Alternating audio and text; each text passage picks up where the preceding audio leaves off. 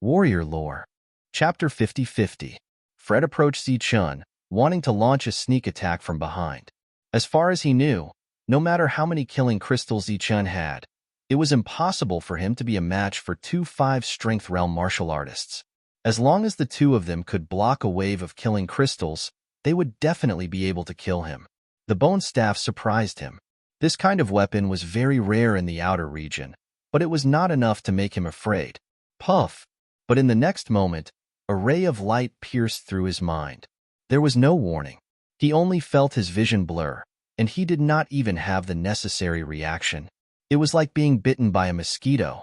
There was some stinging pain, but that was it. A loud cry came from afar. Everyone looked at Fred in shock, because there was a hole in his head. Just as the spirit of massacre hit its target, another 100 killing crystals appeared in Fred's field of vision. He let out a cry of surprise and wanted to retreat, because in this short period of time, he had already noticed the abnormality in his body. Pa! Pa! Pa! Nearly 100 killing crystals appeared in front of Fred. The boundless killing intent was like the sharpest sword in the world. Wong! Trembling and buzzing, the killing intent pierced through Fred's body. Swoosh! The killing spirit flew back to Zichun's side. Without stopping, it continued forward and pierced through the 5-strength realm martial artist's head. What is this? The 5-strength realm martial artist, who was completely engulfed by the killing intent, shouted in horror.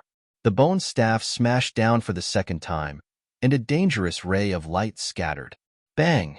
The 5-strength realm martial artist was sent flying. Puff! Puff! Puff! During this time, the killing spirit shuttled back and forth, almost piercing a big hole in the opponent's head. Hu Zhang stood in the distance, looking at this scene in shock. Even further away, Marcus had a look of shock on his face. He was worried about Zichun, so he wanted to take a closer look. If Zichun was in danger, he could take Zichun away. But he didn't expect to see such a shocking scene. He had never seen that bone staff before. That beam of spiritual light also made him extremely shocked. As fast as lightning, there was no way to avoid it. Pooh! Pooh! Under everyone's shocked gazes, the 5-strengths realm in front of Zichun was almost turned into a sieve by the killing intent and the spirit of slaughter. With so many holes, it was a ghastly sight. Let me go. It's not me, it's Fred. He did it. I have nothing to do with this. The 5-strengths realm cultivator shouted in fear. At this moment, his life was in danger. He no longer cared about his status and started to beg for mercy. His words proved the authenticity of Zichun's words. For a time, the crowd was in an uproar, and their feelings became incomparably complicated. At this moment, the beliefs that they had always believed in were greatly impacted. If you hadn't been there, I would have killed him that day. Zichun took a step forward. His eyes flashed with killing intent as he smashed down with his bone club. Bang! A large expanse of light scattered, carrying with it Zichun's spell-breaking technique. The body of the 5-strengths realm, which was riddled with holes, was directly disintegrated. The light scattered, and the 5-strengths realm cultivator's body disappeared. Zichun turned around and looked at Fred. At this moment, the other party was not much better.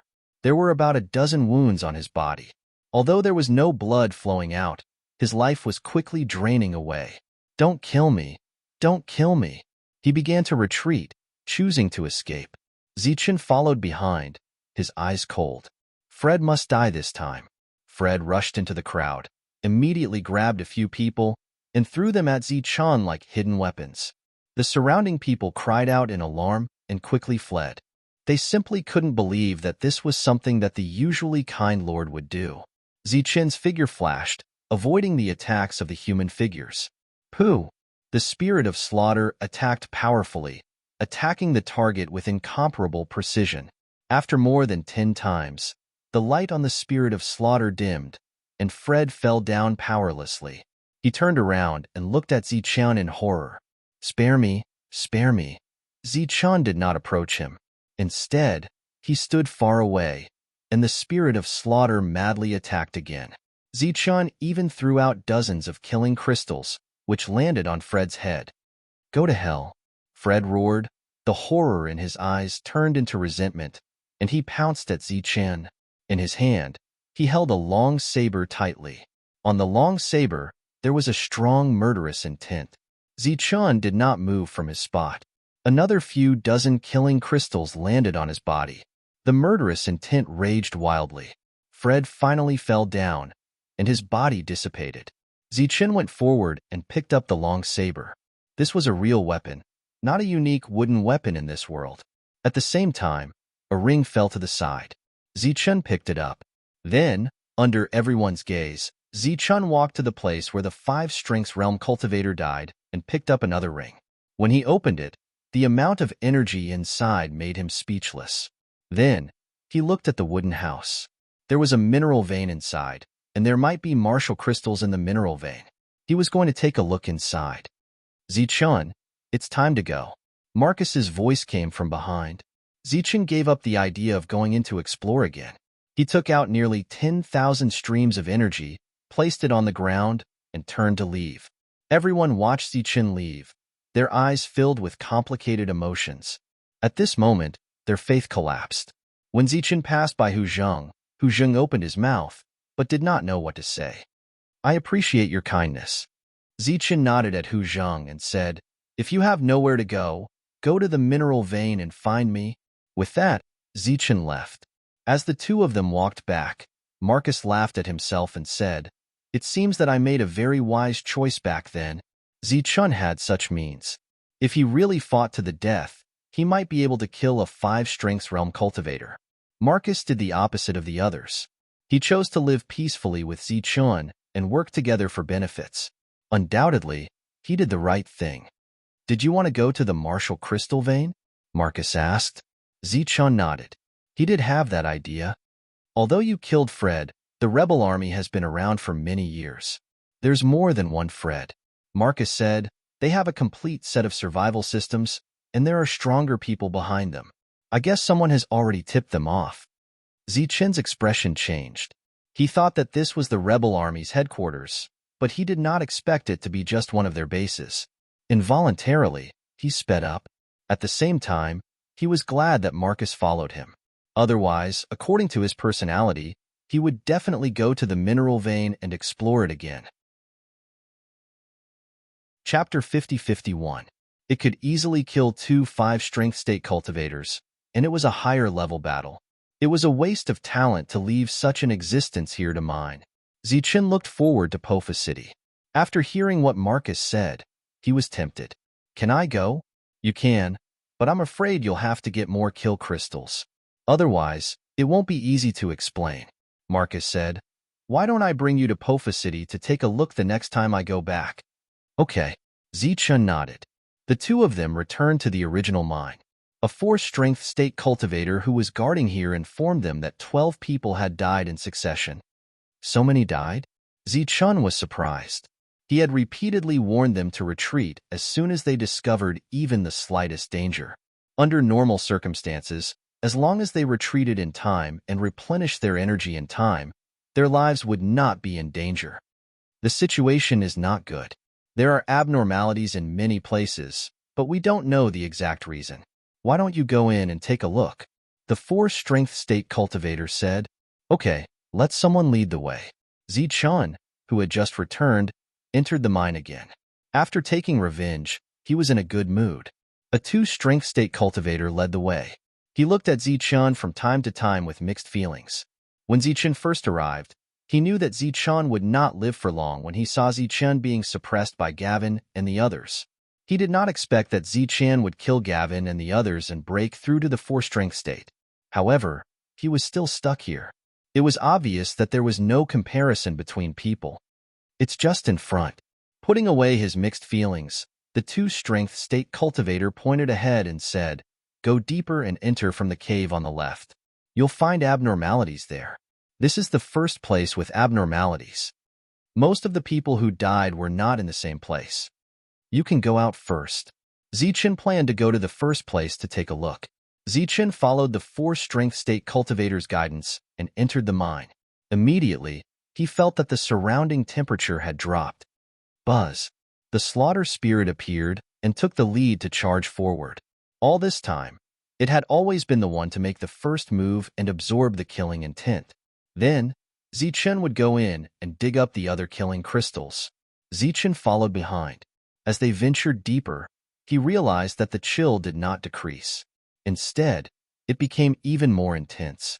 He frowned slightly and continued to walk forward. Finally, they reached the end. There was no longer any murderous energy surging in the air, but the temperature was still very low. There was a bone-chilling feeling. What happened? There was doubt in his eyes as he walked forward. Then, he saw a crystal. This killing crystal was extremely translucent and was about the size of a human head. There was a palm in the middle. The lingering chill in the surroundings came from this place. In the crystal stones of the mineral vein, there would occasionally be some things sealed. For example, the long whip that was snatched away by Sanglari came from an energy crystal stone. However, Zichen had been collecting kill crystals for so long, and he had never seen anything inside a kill crystal.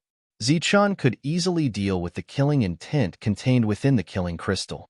However, the aura of the same killing crystal was enough to make Zichen feel threatened. This kind of killing crystal was obviously even more terrifying. He tried to dig out the killing crystal. At this moment, the killing crystal suddenly shattered. An aura like a snowstorm suddenly appeared in front of him and raged in all directions.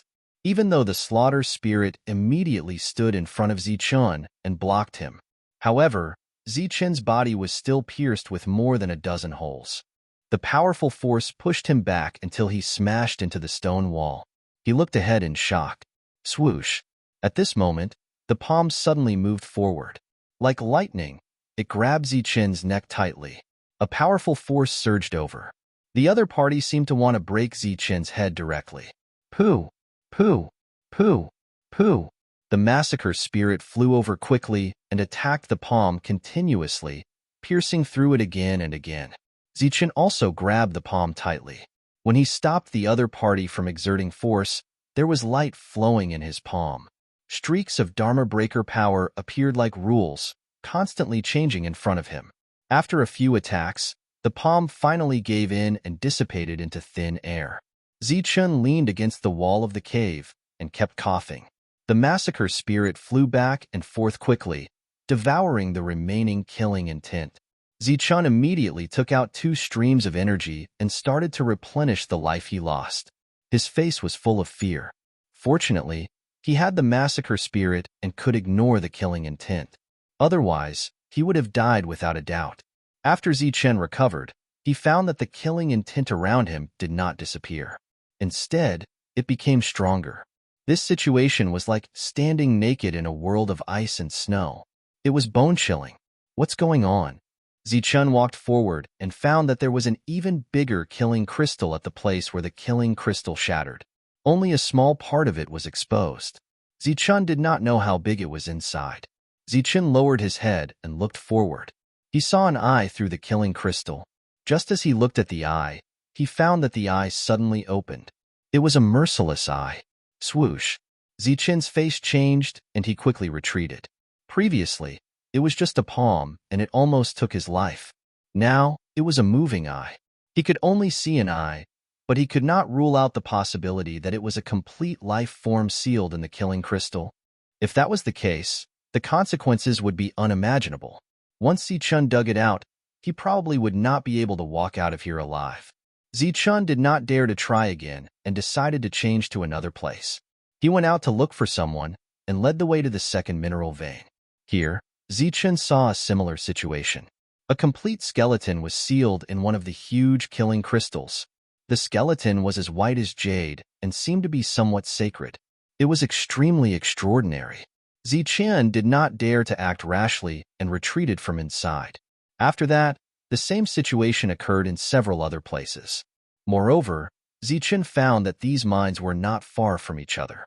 If he calculated the distance carefully, he estimated that they were all in the same place.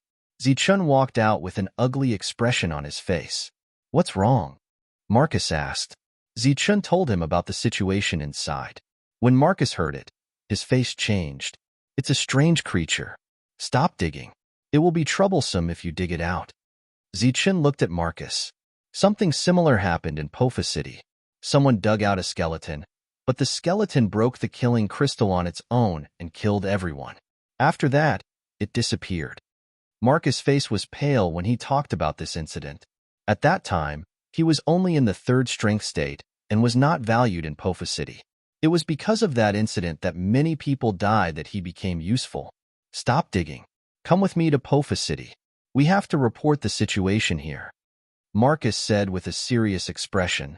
It seems that this is not just a killing crystal mine. Tell the others to retreat. Only leave some people to watch. In a short span of 2 days, the bustling mine had become deserted. Marcus brought Zichun with him and walked towards Lapis City. A few days after the two left, a stranger suddenly came to the mineral vein. As soon as the stranger appeared, he displayed a terrifying aura. Chapter 50-52. As the powerful pressure descended, fear appeared on everyone's faces. They looked up at the sky and saw a person standing in the air. An existence that could fly? Everyone was shocked. In the outside world, such a person was not rare, but in this place, it was unbelievable.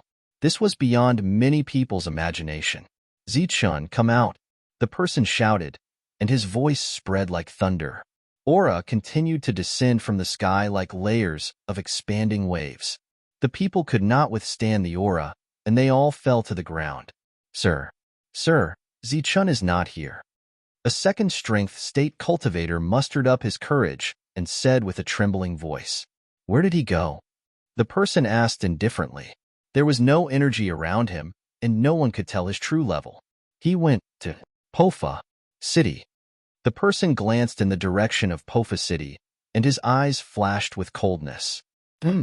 He glanced at the people below, and these 2nd strength state cultivators did not even dare to breathe loudly. They were terrified. The person turned and left, and did not make things difficult for them. After the person left, the people did not get up for a long time. It was too terrifying. Why was there such a terrifying existence here? Zichun, Marcus, and the people he had brought along previously arrived at the outskirts of Pofa City. At a close distance, the city was extremely tall, and the city walls were wide and thick. Marcus then took out a token and activated it, bringing Zichun into Pofa City. After entering Pofa City, Zichun saw a straight road, and there were rows of buildings on both sides of the road. There were people on the street, and each of them had 3 types of energy surrounding them. 3 types of energy is the most basic here, Marcus explained, and at the same time, he brought Zichun forward. Outside a mansion, Marcus said, "You and I, bring Zichun to our place. I'll go inside and report the situation to the Lord." Yunai, who was a 4th strength state cultivator, nodded and brought Zichun forward. Along the way, Zichun heard the sound of iron being forged. It turned out that they had passed by a blacksmith shop, but there were no finished weapons outside the shop. "Is there iron here?" Zichun asked curiously. "It's extracted from ores. It's called extreme star iron. It can be used to forge weapons."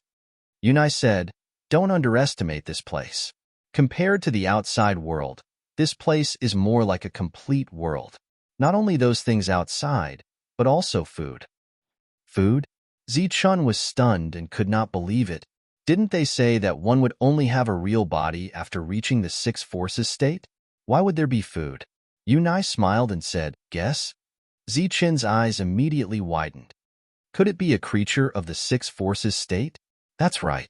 To you and me, that thing is a luxury. Eating a piece of it won't make you gain weight.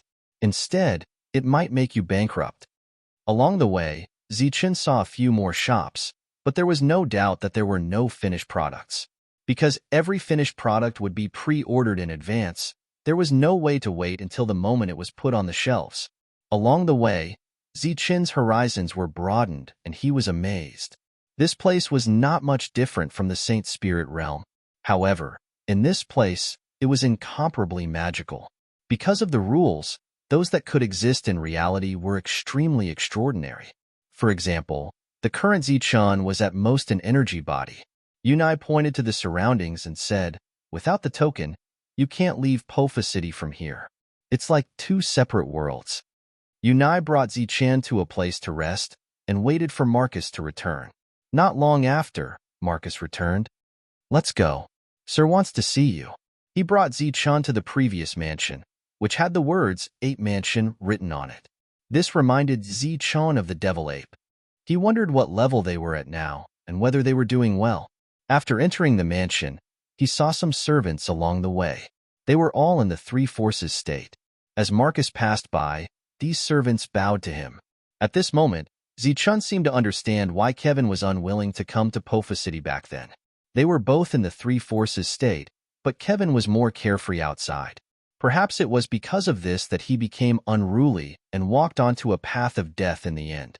When they arrived at the hall, an old man was sitting there.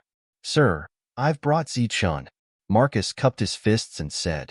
Zichun looked at the old man. There was no energy around him, but Zichun did not dare to underestimate him. Right now, he was more curious than anything else. Could it be that he was in the six forces state?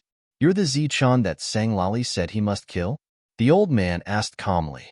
That's me. Zichun cupped his fists. Have a seat. The old man gestured for the two of them to sit. Speaking of which, we've benefited from your efforts. Zichun did not understand, but he did not ask. The old man said, Tell me about what you saw. What's so special about it?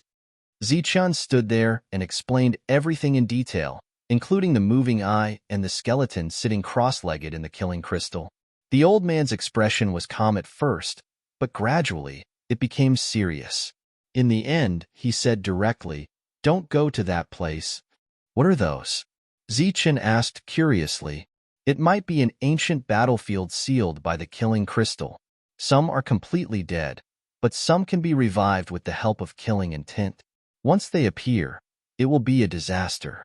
The old man looked at Marcus and said, Get someone to seal that place. Don't go there again. Marcus nodded and said, Sir, Zichun wants to stay here. I wonder, for Force's state is fine. The old man nodded slowly. However, his situation is a little special.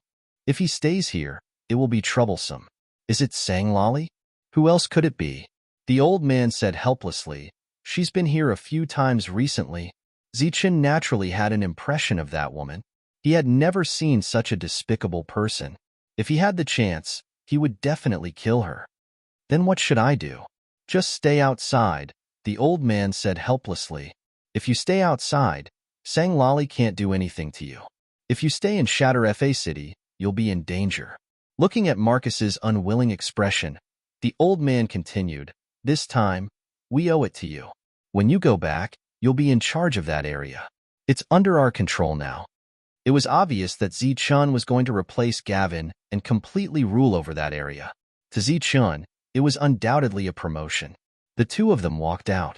Marcus looked at the silent Zichun and said, Zichun, don't blame Sir.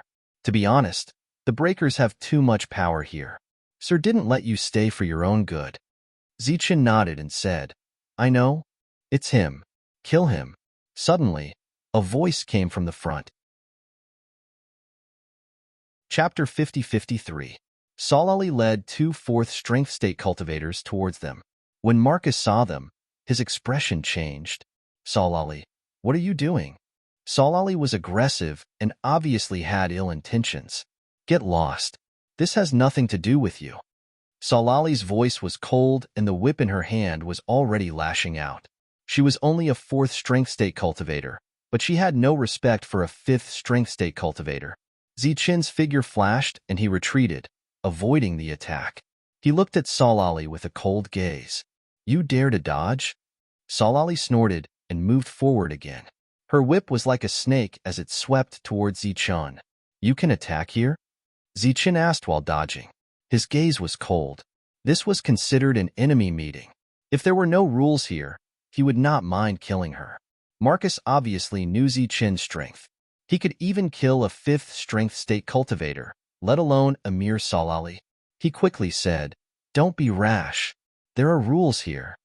If he killed a spell breaker here, he would be in big trouble. Solali, do you know where this place is? Marcus shouted in an attempt to alert the other party. I only care about killing. Solali was already angry, and her whip lashed out again.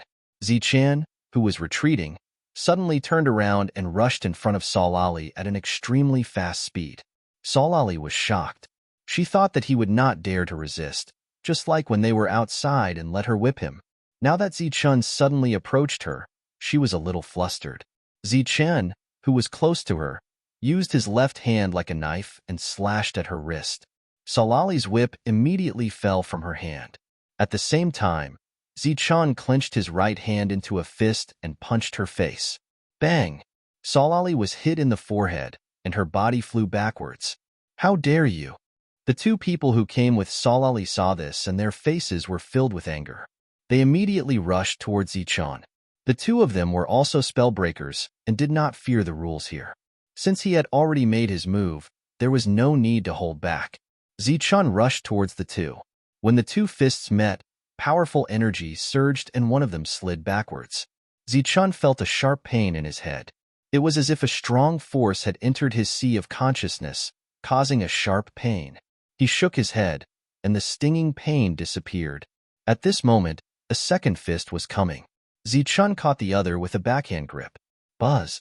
There was a flash of light on the other party's fist, and a bizarre energy entered his sea of consciousness.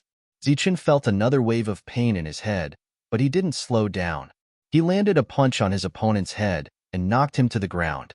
Then, Zichun kicked out. Bang! The intruder's body curled up like a shrimp and flew out. Marcus stood at the back and watched this scene in shock. At this moment, Sanglari stood up again. Her expression was almost twisted with anger. You dare to attack me? Do you want to die? A short knife appeared in her hand, and she charged towards Zichun. Sanglari, you dare to use a weapon here? Marcus roared again. Have you forgotten the rules here? Sanglari had long been blinded by anger. How could she care about such things? Zichun's expression was indifferent. He didn't retreat, but instead, he advanced. He wanted to teach this woman a lesson. Zichun stepped forward, ready to give her another punch. At this moment, a ray of light suddenly flew out from the short knife in Sanglari's hand. This ray of light was extremely fast. Like a bolt of lightning, it landed on Zichun's body. Buzz! Zichun felt as if his head was about to explode. It was as if a sword light went straight into his brain and split his whole head into two. His vision became blurry. Almost reflexively, he moved to the side and avoided the other party's attack. Then, he punched out again. Bang! Sanglari was knocked out again. Zichun also retreated. He was in a very bad state. At this moment, he noticed that the two of them were about to get up again. Thus, he ignored the piercing pain in his head and stepped forward again. He kicked the two of them, who had just gotten up, far away. The piercing pain eased a little. Zichun charged towards Sanglari. Be asterisked, I want you dead. At this moment, he was in a very bad state. His opponent's attack was very strange. He felt as if his head was about to explode. Sanglari looked at the approaching Zichun in shock. At this moment, her expression was similar to Marcus's. Bang! Zichun, who was closing in, hit Sanglari's forehead again, and the powerful force sent him flying. The short knife in Sanglari's hand flew out. Zichun stepped forward and landed a few consecutive kicks. How is this possible? Looking at Zichun, who was constantly stomping on Salali, Marcus was completely stunned. The reason why spellbreakers were noble was not only because they were natives here, but also because they had spellbreaker soul power. This kind of soul power was very strange. It could directly destroy one's soul. If the energy of spiritual spells was only physical damage, then the spellbreaker soul power was magical damage. It was even more terrifying. However, the attacks of the three of them did not seem to have much effect on Zichun.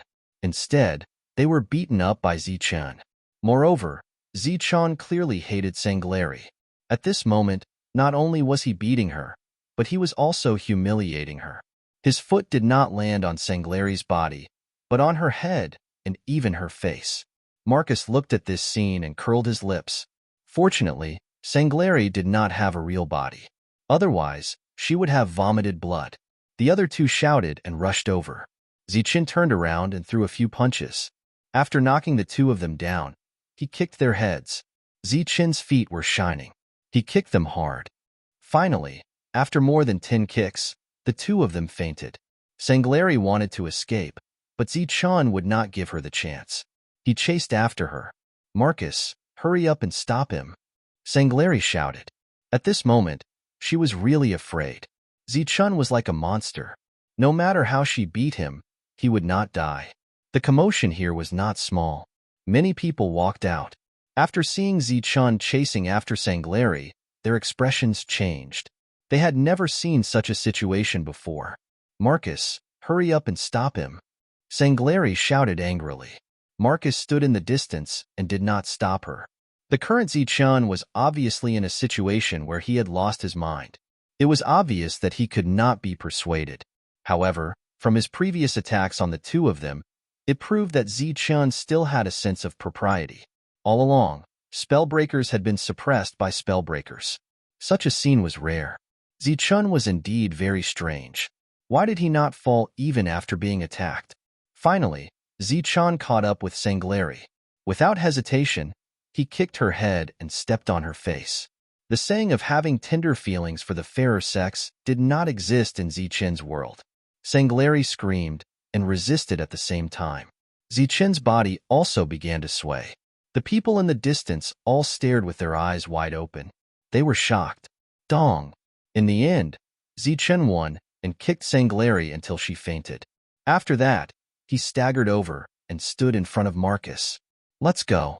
At this moment, his head was in pain. It was as if there were countless forces gathering here, trying to split his head apart. He looked at Marcus. His eyes gradually became blurry. He realized that Marcus had become too. Bang! Zichun's vision turned black, and he fell to the ground. Marcus's expression changed. He quickly went forward to check on Zichun's situation. His body did not disappear. He is still alive. Chapter 50-54. Marcus felt helpless. His original intention was to bring Zichun here to help him. It would be best if he could stay here. However, he did not expect to meet Solali. What was even more unexpected to him was that Zichun had actually won against 3 people at the same cultivation level as him. Looking at the unconscious Zichun, he felt like he was looking at a monster. Being able to ignore killing intent and being immune to the power of spellbreakers, Marcus really wanted to break open Zichun's body to find out what was going on. He carried Zichun on his back and walked outside. As for Solali and the other 2, there would naturally be other people to take care of them. Speaking of which, for so many years, it had always been spirit casters who were bullied. The scene of spellbreakers being knocked unconscious was really rare. Marcus did not dare to stay here any longer. After returning, he called Unai and the others and walked outside. When they arrived outside Pofa City, they did not go to the mine with killing crystals. Instead, they went to the outer area and settled Zichun here. Master said that Zichun would be in charge of this place from now on. Therefore, when Zichun woke up, there would be a transfer of power. Zichun fell into a deep sleep. His thoughts came to a strange space, where a pitch-black object was floating. He walked forward and came to the front of the black object. Suddenly, streams of black air dispersed, and the object within appeared. It was a black skull, and it looked exceptionally terrifying. Zichun was shocked and sat up abruptly. This was an unfamiliar place, but it was very spacious. His breathing became faster. Where am I? In his subconscious, he was still fighting with Solali. At this moment, the door was pushed open, and Marcus walked in. Seeing Zichun sitting there, he was slightly shocked. "You woke up so quickly. Where is this?" Zichun asked. "Outside Pofa City. I brought you back yesterday," Marcus said. "I noticed that your breathing was unstable, so I thought that you would need at least 3 to 5 days to wake up. How do you feel now? Where do you feel uncomfortable?" Zichun sensed his own body and found that there were no unexpected circumstances. His mental state was also surprisingly good, so he shook his head. He got out of bed and walked out of the room. He was surprised to find that this used to be Gavin's residence. After what happened, it's impossible for you to enter the city for the time being. You should just focus on managing this place from now on. Marcus walked to Zichun's side and said, "Don't go to that mine anymore.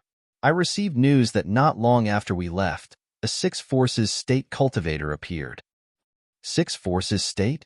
Zichun's expression changed. It was obvious that they were from the rebel army. He hadn't expected them to arrive so quickly. Where are they? He left after hearing that you were going to shatter Fa City, Marcus said in a deep voice. I reckon that he thinks that you won't come out after going in. If he finds out that you didn't stay in there, he will definitely come back.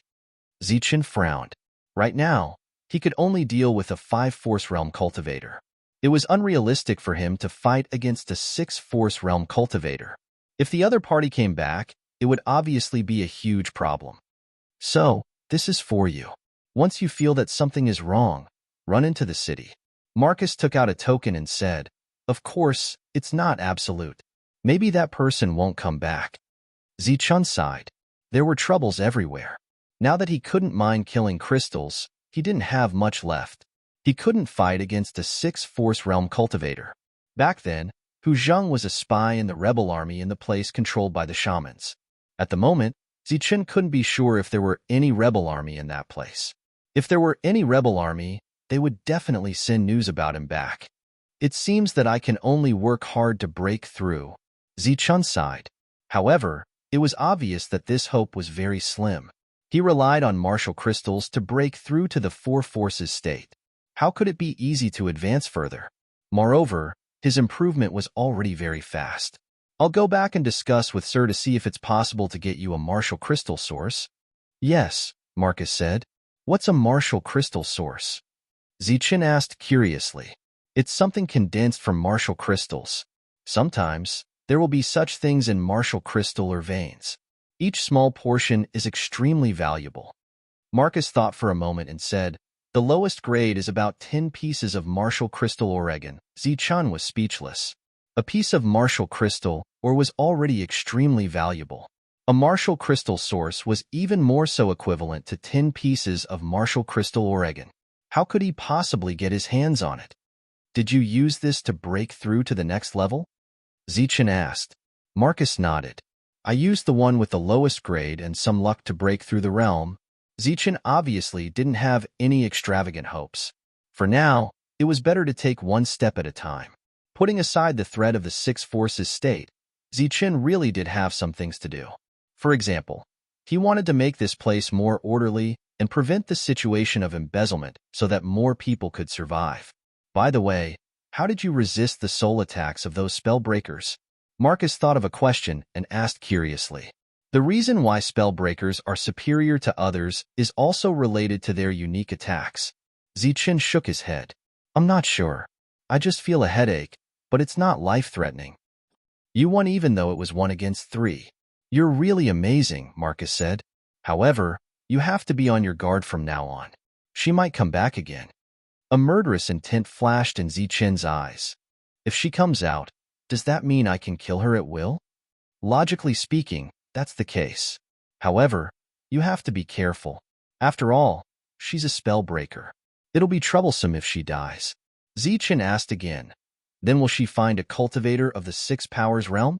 Zichen really had no way to deal with a 6-forces state cultivator. She won't. You don't have to worry about that. Marcus smiled. A 6-forces state cultivator isn't that bored. They won't come out just for this kind of thing. Zichen nodded. This made him feel more at ease. If Sangleri came out to cause trouble, he wouldn't mind killing him. Marcus went back. Since the vein couldn't be mined, there was no need for him to stay outside. Zichun successfully took over the place. The original people didn't change, but Zichun gathered them together and sternly warned them not to embezzle the energy of their subordinates. Everyone responded. They didn't dare to disobey the words of a 4-forces state cultivator. However, it wasn't certain if they would do as they were told. Zichun took in everyone's expressions and said, inform everyone that they can report each other. Once the facts are verified, they can replace them. The expressions of these people suddenly changed. It was obvious that this 4-forces state leader was serious this time. This made their expressions extremely ugly. If they couldn't embezzle the energy, it would be a huge loss for them. For a moment, everyone had some complaints. Zichen looked at the people leaving.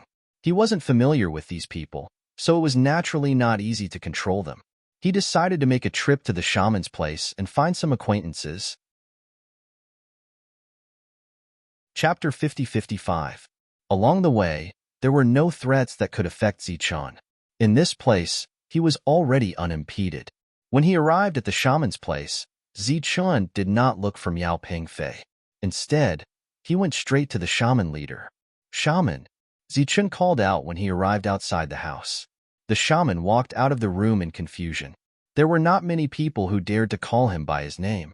When he opened the door and saw Zichun in the dark, he was immediately shocked. "Zi-Chan?" When Zichun left, he was only in the second strength realm. Even when they went out to look for him, he was only in the third strength realm. When they met again, he had already advanced to the fourth strength realm. The shaman immediately invited Zichun into the room. The shaman was a little nervous about his arrival. Is it because of the search for Zichun last time? Is he here to settle the score? "I want to take one person away from you." Of course, it could be two. Seeing the shaman's uneasiness, Zichun directly stated his intention. The shaman was relieved. Naturally, he would not refuse and asked for the reason. After learning that Zichun replaced Gavin and became the leader of another area, the shaman was so shocked that his eyes almost popped out. A fourth strength realm cultivator actually became a leader outside instead of enjoying his life in Dharma Break City. This was too strange. Zichun did not explain much. He only told the shaman that he could look for him if he found a martial crystal mine. He was willing to take a look inside. The source of martial crystals was obviously difficult to obtain. Zichun could only pin his hopes on martial crystals. If there was a way to get more martial crystals, he might be able to take another step forward. The shaman personally went to look for Miao Pengfei. At first, Miao Pengfei was a little nervous.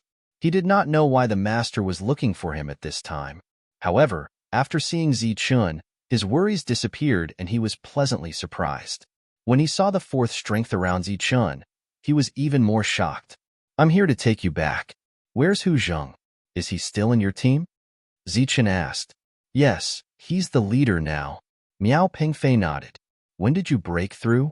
"We'll talk about this when we get back." Zichun looked at the shaman. "I'll have to trouble you to call Hu Zheng over. I have something to say to him." "It's nothing."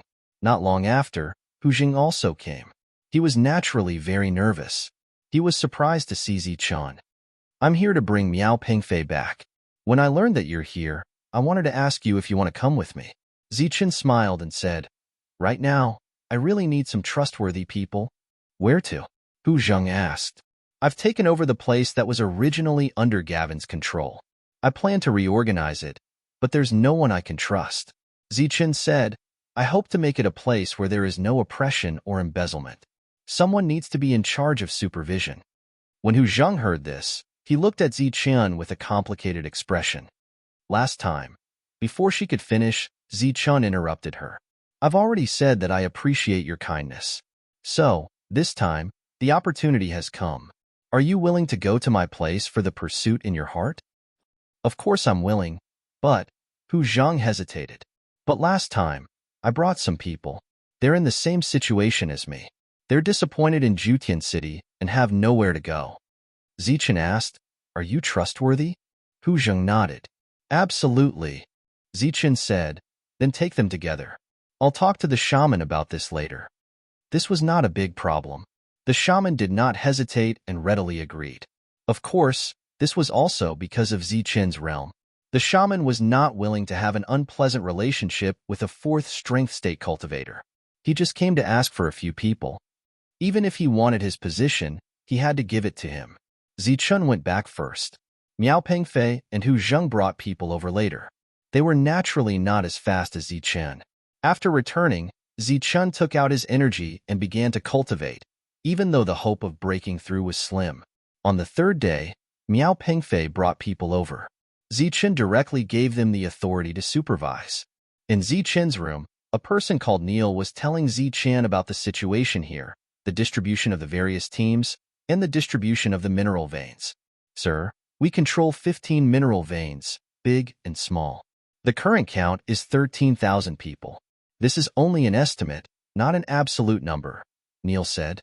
Neil said, "Because there are people dying every day, and there are people joining in every day. The number of people counted each time is only a rough estimate."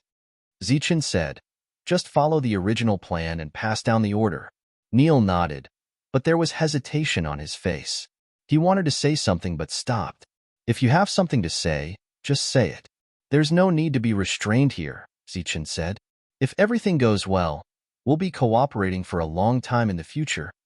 Sir, this is a good move for many people. I naturally agree. But this way, the benefits of the leaders will be lost. Isn't this inappropriate? As Neil spoke, he carefully looked at Zichen, as if he wanted to see some changes in his expression. Zichen's expression was very calm. This is not their benefit in the first place. It's what they deserve. It's just that after a long time, they think it's all theirs. This time, I'm just returning the benefits that should be given to everyone. Neil hurriedly nodded. He naturally understood this. Zichen continued, however, they won't think the same way, and they are naturally unwilling to accept it. How about this? Their original remuneration will be increased by 10% as compensation. But, just deduct it from my remuneration. Neil's expression changed. Sir, Zichen waved his hand. That's all for now. We'll talk about it later. Neil went out to carry out the order, which naturally attracted a lot of criticism. But for the ordinary people, this was great news. Then, Miao Pengfei and the others, in pairs, patrolled the various teams to see if anyone was not following the rules. Once the rules were broken, the informant could replace them. The people that Hu Zheng brought were all very excited. After a period of observation, they found that Zichen was really fair and just. Such a place was what they had always yearned for. Many people wanted to go back and call their friends from Gathering Sky City, but they were stopped by Hu Zheng, because he accidentally found out that a 6th strength state master went to the mine to find Zichen. He guessed the reason and told everyone not to be impulsive. After all, these people were trustworthy, but the people from Gathering Sky City might not be. The 6th strength state master did not come, but the people from Breaking Law City came first. Sang Lari. She once again brought people to find trouble with Zichen. Zichen, today is the day you die. She brought 5 people this time. All of them were lawbreakers. One of them held 2 heavy hammers and suddenly used gouge. Boom! A bolt of lightning shot out from within, heading straight for Zichen. Chapter 50-56. Can't even withstand a single blow.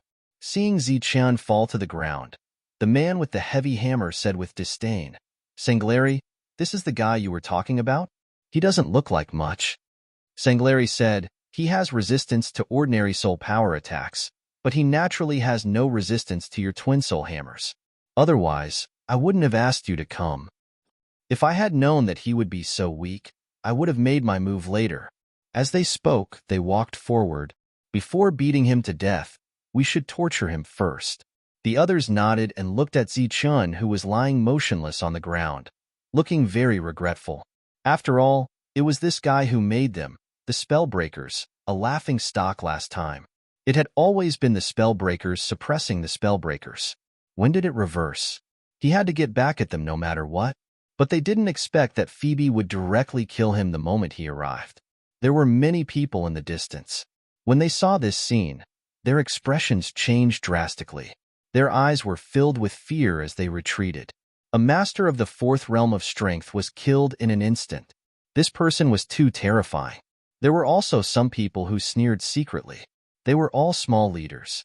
Now that Zichen was dead, their good days were coming. After all, Zichen had cut off their source of income. Looking at Zichen, who was lying there motionless, Phoebe, who walked closer, suddenly exclaimed, "Why didn't he disappear?" Only then did everyone realize that Zichen, who was supposed to be dead, was still lying there. His body didn't disappear, which meant that he wasn't dead. Sanglari's expression suddenly changed and she said, "Be careful." Her reaction was very fast, but her warning was still too late. Zichen, who was lying on the ground, jumped like a rabbit kicking an eagle. The 2 sledgehammers in Phoebe's hands immediately flew out. Zichen flipped over and got up. The bone rod appeared in his hand, and he smashed it forward. Bang! He wasn't smashing a person, but a hammer. With a flash of light, the 2 sledgehammers turned into light and disappeared from sight. "You're courting death," Phoebe bellowed, instantly enraged. What awaited Phoebe was a huge fist that landed directly on his forehead, causing him to roll on the ground. Zichen had seen them swaggering over. Among them, the The sledgehammer in Phoebe's hand was very eye-catching. Having already suffered a loss once, Solali was certainly not stupid. When he came again, he would definitely be fully prepared. Therefore, Zichun had taken advantage of the opportunity to feign death and launch a sneak attack.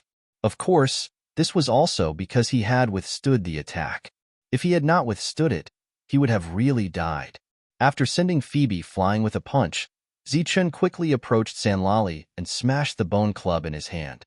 He had a sense of propriety and did not aim for the head, because once the attack landed, the opponent would die without a doubt. He landed on one side of the man's body. Buzz. Wherever the bone staff passed, a large amount of light would scatter, and half of Solali's body would disappear. This caused her to scream in horror. Her voice was incomparably mournful. She could no longer care about anything else and rolled away on the spot. She took out her energy and began to refine it. Zichun tapped his foot and rushed toward Phoebe again. He noticed that Phoebe was running away, obviously to pick up the sledgehammers. Zichun quickly caught up and swung the bone club at his head. The sledgehammers were obviously a threat to him. Back then, he could fight 3 people alone with his bare hands.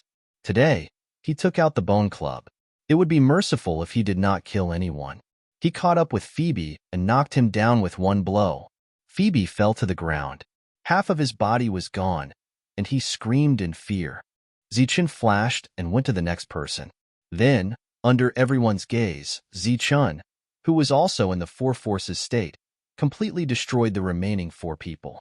Their attacks fell on Zichun, but they could not hurt Zichun at all.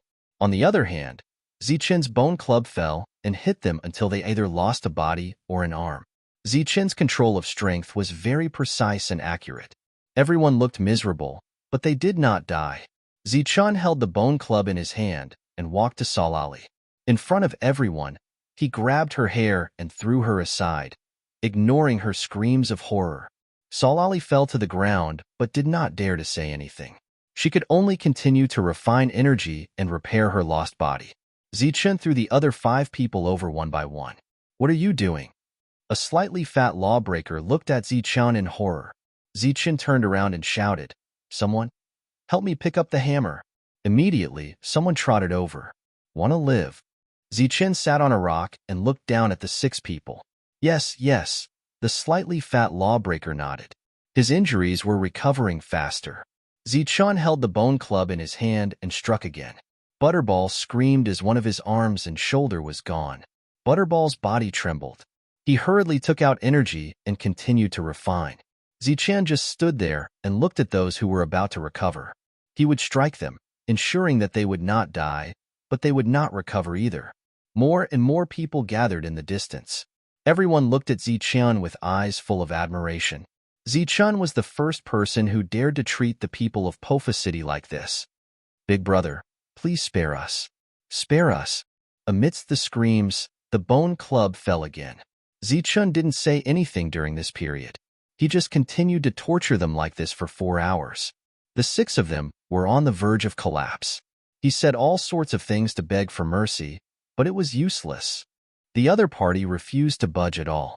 At this time, Zichun said again, "Do you want to live?" The 6 of them hurriedly nodded. No one wanted to die here. "Use the martial crystal to exchange for your lives," Zichun said directly. That was the reason why he did not kill them. They were stunned when they heard that. Buzz. The bone club fell again and half of a person's body was destroyed. The person screamed, "I'll give it. I'll give it." Zichun raised the bone club again. "I'll give it too." At this time, Phoebe also spoke. Zichun was stunned. A strange light flashed in his eyes. Initially, he only wanted them to work together. He did not expect them to be so powerful that they could get a piece each. Then, Zichun felt relieved. Solali did not even take Marcus seriously. He must have some tricks up his sleeve. If even Marcus could get a piece of martial crystal, it was not surprising that they had the ability to do so as well. Therefore, Zichun held the bone club in his hand and looked at the others. His eyes were cold and full of threat. "I'll give it too." "Me too." In order to survive, the others expressed their opinions one after another. Zichun was very satisfied with everyone's performance. He looked at Phoebe and said, Go back now and redeem their lives with 6 pieces of martial crystal. Huh? Phoebe was stunned when he heard that. Why don't I let them go? You stay here. Zi-chun raised his eyebrows. I'll go. I'll go. Phoebe quickly nodded. As long as he could go back, everything was negotiable. The others' eyes flashed. Obviously, they all wanted to go back. That was because it was too dangerous to stay here. I'll keep the weapon first. I'll return it to you when you come out with the martial crystal. Chapter 50-57. The smile on Phoebe's face froze, and his expression turned bitter. He thought he could go back like this, but he never thought he would have to leave the twin hammers behind. Those were his treasures. How could he leave them here? The others came to their senses and realized how cunning Zi-chun was. Letting Phoebe leave his weapons behind was equivalent to leaving half of his life here. He would not dare to not come back. Why? You don't want to? Then I'll let the others go, and you can continue to stay here. Zi-chun raised his eyebrows. Phoebe obviously did not believe Zi-chun's words. Among the few of them, he was the most qualified. Even if Zi-chun were to choose again, the one who could go back would still be him. This sentence was obviously just to scare him. However, in the current situation, going back was indeed a good choice, even if he had to leave the heavy hammers behind.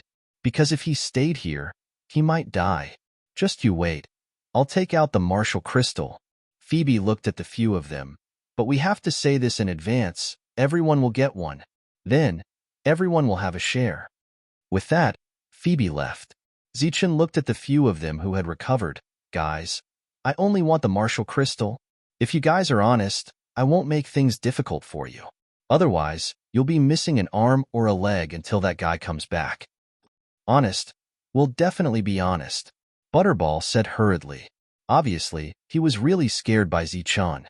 The others looked at the fatty with disdain. At the very least, he should have some modesty, right? They just nodded. Thus, the two sides happily came to a decision. Phoebe returned to Dharma-shattering city, but he did not look for the martial crystal immediately. 6 people, 6 pieces of martial crystal. With his ability, it would be difficult to get it. He went to find a 5-strength realm. A 5-strength realm spellbreaker could crush a spiritual caster of the same realm. He told him the truth. What? When the 5-strength realm spellbreaker heard this, his face immediately turned ugly. The 6 of you are actually unable to defeat a spirit caster of the same realm? Phoebe immediately explained, it's not like that. That guy pretended to be dead and ambushed me. I lost my weapon and was careless. 5 Forces State suddenly thought of something. Could it be that guy from last time? Last time, Zi-chun fought against 3 spellbreakers at the same time and knocked them out. The news about this had already spread out, and he had almost become the laughingstock of the entire spell-breaking city. That's him. That despicable bastard. Phoebe gritted his teeth. Where did that guy come from? The 5 Forces State cultivator frowned. Something that could make a lawbreaker suffer had not happened for many years. Let's go and take a look at Ape's place. The 5 Forces realm walked forward. No, he still wants me to take the Wu Jingshi back? Phoebe immediately said, if I don't take the Wu Jingshi, Sanglali and the others will die. Your brain.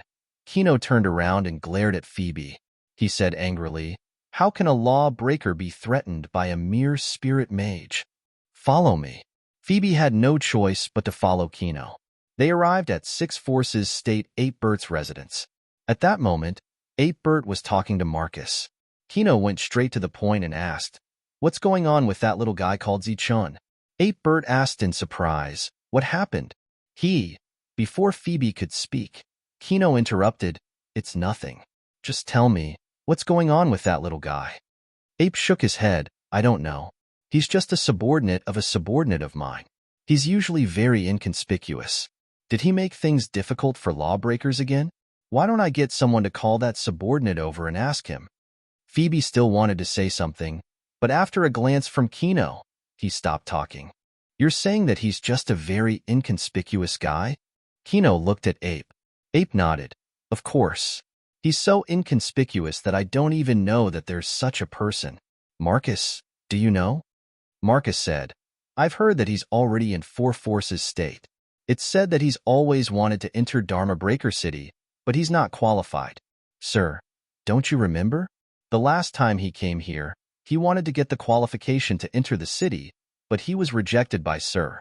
Then, he was knocked out when he went out. I was the one who threw him out. Oh, Ape said in realization. So it's that useless guy? Someone like him wants to enter Dharma Breaker City? Wait a few more years. Hearing the two echoing each other, Kino's expression was extremely ugly. It was obvious that they weren't insulting that guy, but deliberately slapping the face of lawbreakers. If that guy was inconspicuous and didn't have the qualification to enter Dharma Breaker City, then wouldn't they, who were beaten up, be even less qualified? Kino, why are you looking for me this time? Ape said, if that guy did something wrong, I can order my subordinates to capture him and apologize to you in person. Whether it's his fault or not, he must apologize. He's just an outer city steward. His power is so small, yet he dares to rebel. Humph, Kino snorted. Since he's just an insignificant outer city steward, then there's nothing to be concerned about. My purpose is simple. I just want to remind you to hurry up and collect that guy's body.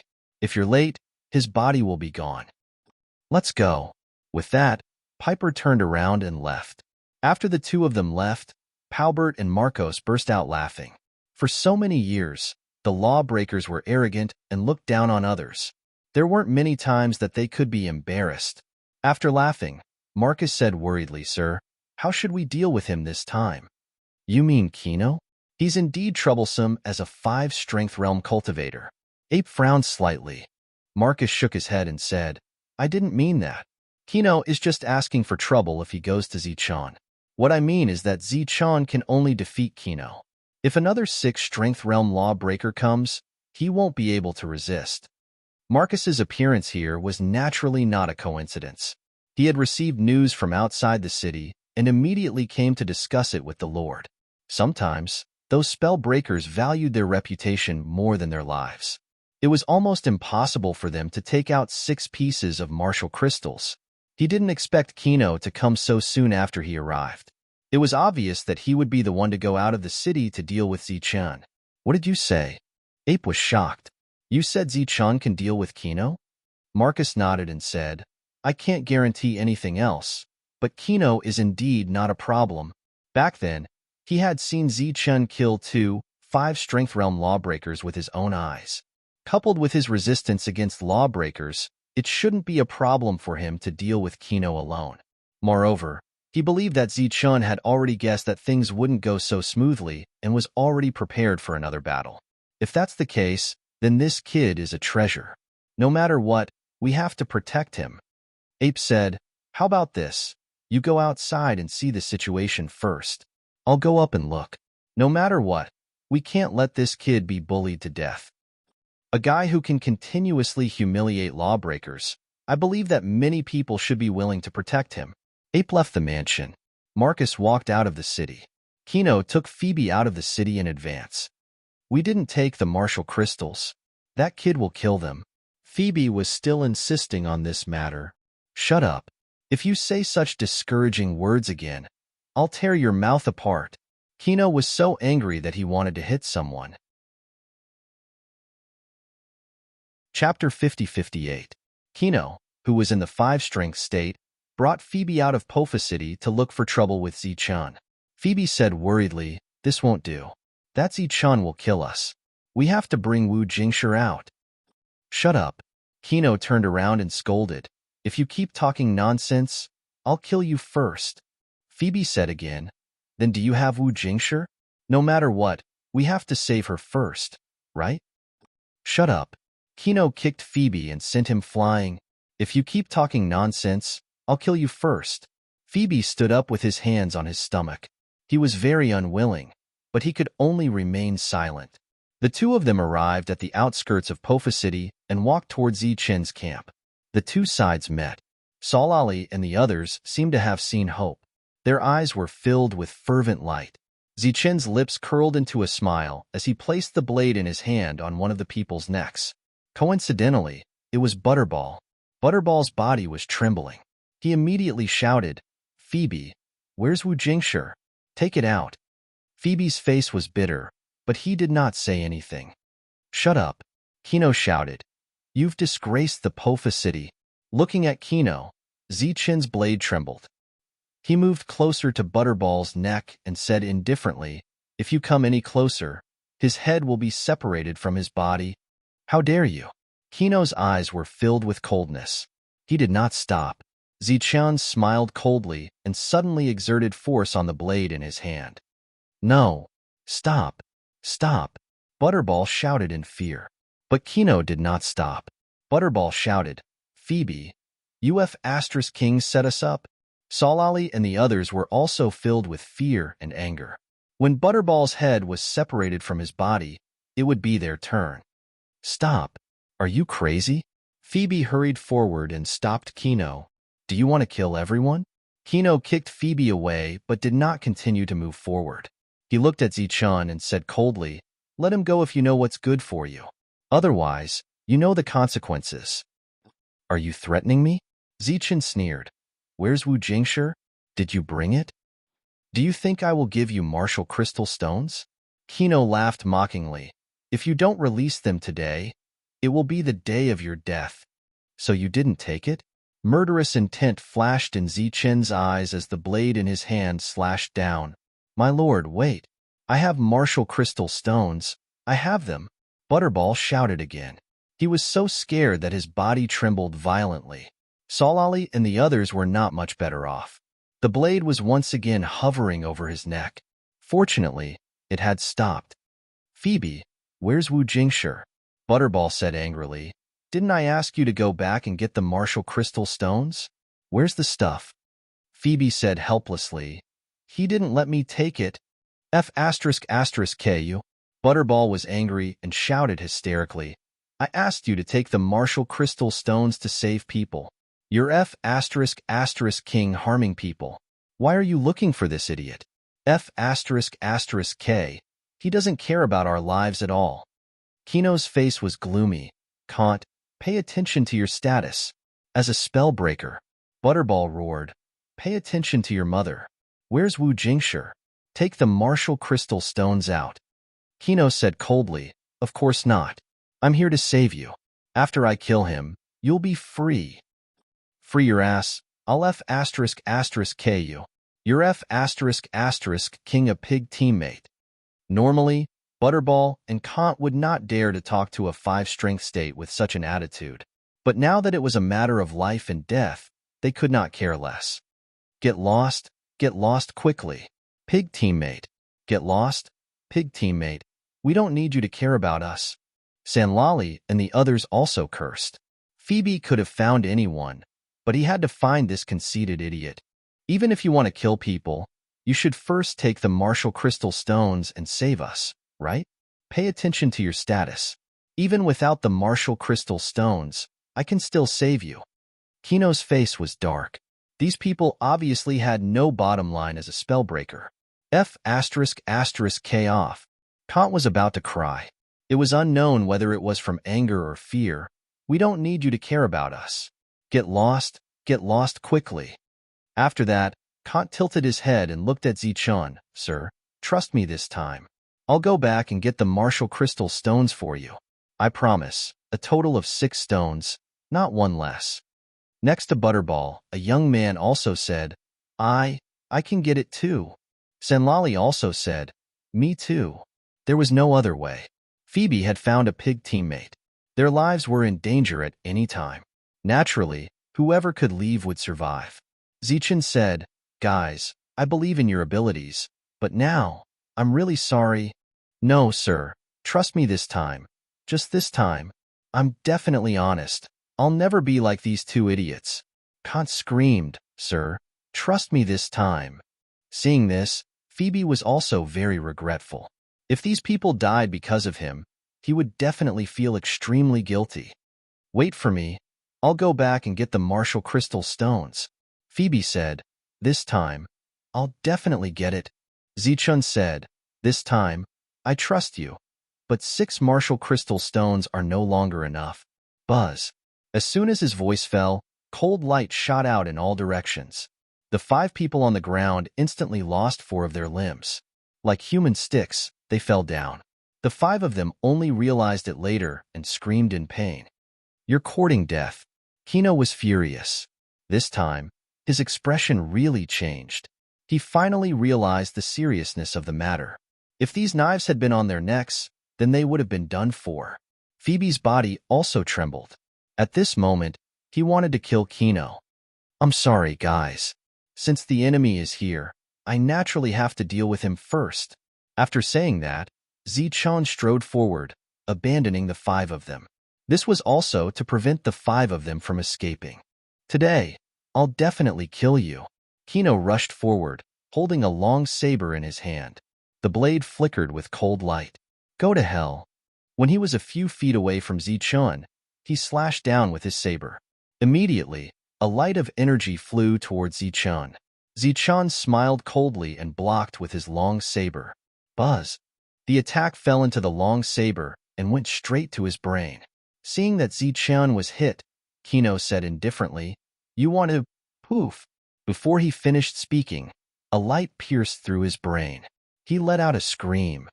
"Die!" At this moment, Zichun accelerated towards the other party. He jumped high and slashed in the air. Kino, who was screaming in fear, quickly dodged the blade. Poof! The slaughter spirit's second attack came and went into his brain. Kino screamed. Zichun's figure descended, and another saber slashed out. The slaughtering spirit turned back halfway. The 5 people in the distance no longer screamed. Because their limbs were broken, they would not die immediately. At this moment, they were all shocked by this battle. Phoebe's eyes widened in shock. Poof! Zichun's 4th slash fell. Kino's arms were gone, and the weapon in his hand fell to the ground. Poof! His legs were gone too. Zichun withdrew his saber and stood there, no longer attacking. Kino fell to the ground and screamed in horror. At this moment, he no longer had the arrogance from before. The dignity of a spellbreaker was nowhere to be found. Chapter 50-59. The 2 sides met, and the outcome was decided in a few moves. Kino fell to the ground like a stick, his eyes full of horror. His dignity as a spellbreaker had long been gone. Kant and the others were stunned. They obviously did not expect such an outcome. Phoebe stood in the distance, completely dumbfounded. At this moment, he really believed Kant's words. Useless teammate. This time, Zichun's winning magic weapon was a spirit light weapon. He had not used it before, and this time, it was a surprise victory. Under such a weapon, Kino could not even walk back and forth 2 times. Everyone reacted. Zichun asked Phoebe to go back because he had already expected such a situation. "I say, what are you still standing there for?" Zichun looked at Phoebe, who was standing there in a daze. "Hurry up and get the Wu Jingshi. As for this guy, if you see how many pieces he's worth, bring a few more." Phoebe looked at Kino. Kino said angrily, "What are you still standing there for? Hurry up and get it." Approaching death, he chose to give up his dignity. Kant and the others looked at him with contempt. Phoebe immediately turned back, the shock in his heart lingering for a long time. Marcus walked out from the shadows. Although he had already guessed this outcome, he was still shocked to see it with his own eyes. Against Zichun, these spellbreakers had met their nemesis. Zichun went forward, grabbed Kino, and threw him in front of them. It was easier to manage this way. Kant and the others glared at Kino. This guy had almost killed them earlier. Kino fell to the ground and slowly recovered, silent. Phoebe learned to be smart this time. After returning, he did not look for anyone but first went to look for Wu Jingshi. There were 6 of them, 1 piece each, a total of 6 pieces. When they left, Zichun said that 6 pieces were not enough this time. Phoebe naturally knew what he meant, and that idiot Kino, as a 5 strength state, was obviously not only worth 1 piece of Wu Jingshi. Therefore, he prepared a total of 8 pieces. 8 pieces of martial crystals. Even Ji Nuo, a 5th strength stage cultivator, might not be able to obtain them, not to mention Phoebe, a mere 4th strength stage cultivator. Therefore, it shocked many people. Phoebe told him the truth. He didn't hide anything, nor did he dare to hide anything. He had never thought of letting Zichun go, but he also did not want his friends to be killed. Kino was still an idiot. The spell breakers were enraged. This was the first time in history that they were threatened by spells. Everyone was filled with righteous indignation. Soon, the spiritual spellcasters also knew about it. Each and every one of them mocked him endlessly, feeling extremely delighted. Just as the spirit casters were enraged and clamoring to find trouble with Zichen outside, a voice came from above. At this point, all the spell breakers quieted down. Mike, who was at the Six Forces state, found Phoebe, and the two of them walked out of the city. Along the way, the two of them met spiritual spell 8-Bird, who was also at the Six Powers realm. The three of them walked together. Outside the city, when Marcus saw the three of them, his expression changed slightly, and he immediately came forward. Nothing happened, right? 8-Bird asked. Marcus shook his head and said, No, Zichun has a sense of propriety.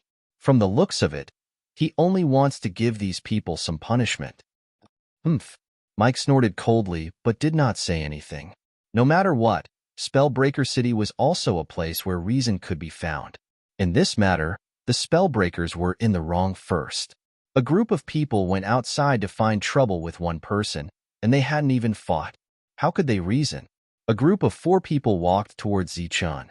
At this moment, there were already many people surrounding them. They were all watching curiously. Zichun stood behind them with a long blade in his hand. They did not dare to move recklessly. I'm here. Let them go. Phoebe's voice came from afar. Solali and the rest quickly raised their heads. After seeing the group of 4 people, they were so touched that they were about to cry. It was obvious that there were more people who came this time. Their status were higher. Moreover, there were also high-level spiritual spellcasters. They were obviously here to settle this matter. Zichun was also a little surprised. He did not expect a Six Forces State Lord to come. Both parties walked closer. Zichun did not threaten them to not come near. Mike looked at them, and his face turned cold. It's fine if you all are mischievous, but how can you be so impolite? Faced with a reprimand, they did not dare to say anything. This time, it was indeed dangerous. If not for Zichen's scheme, they might have died long ago. Hence, even though they were unwilling to take out the martial crystal, they knew that it was used to buy their lives. Hence, they were not polite to Kino earlier. Because he was here to harm them. Kino was indeed an idiot. Mike first taught the 5 of them a lesson. Then, he looked at Zichun and said, You're not bad. Zichun nodded and smiled. Thank you for the compliment. I was just sitting at home when trouble came from the sky. I had no choice. It's a good thing to be confident, but sometimes it's hard to distinguish between arrogance and confidence. Confidence is a good thing. Arrogance will lead to death, and it will lead to a terrible death. Mike's voice was cold. The smile on Zichen's face did not diminish. You all remember that, right? Arrogance will lead to death. This time, you all met a good person like me. That's why I saved your lives. Solali and the others did not dare to respond. A cold light flashed in Mike's eyes. Zichen looked at Phoebe and said with a displeased face, I say, did you bring the martial crystal? You can't keep wasting my kindness over and over again, right? If my kindness is gone, it's a very dangerous thing for some arrogant people. Faced with such a straightforward threat, Phoebe quickly looked at Mike. Obviously, this kind of thing could not go wrong again. This is for you. A light appeared in Mike's hand. The light was very bright and seemed to contain the fluctuations of life. When Zichun saw the light clearly, his expression immediately changed, and a hint of shock appeared in his eyes. Martial crystal source. Even though he had never seen it before, he recognized it at a glance. It was too extraordinary. It was impossible to ignore. Marcus's eyes also flashed. He did not expect the lawbreakers to be so generous this time. He directly took out a portion of martial crystal source. Even if it was the lowest grade, it was still incomparably precious. 8-Bert smiled indifferently, as if he was not surprised. Seeing the surprise in Zichen's eyes, Mike's expression eased slightly. We lawbreakers never take advantage of others. This portion of martial crystal source is used in exchange for their freedom. From now on, you no longer have anything to do with us lawbreakers. Zichun nodded repeatedly. This was something he was looking forward to. Mike casually waved, and the martial crystal source flew out. Seeing this, Zichen hurriedly caught it, appearing very careful. You really haven't seen the world. Mike finally seized the opportunity and mocked, but it's also true. Who asked you to be lawbreakers?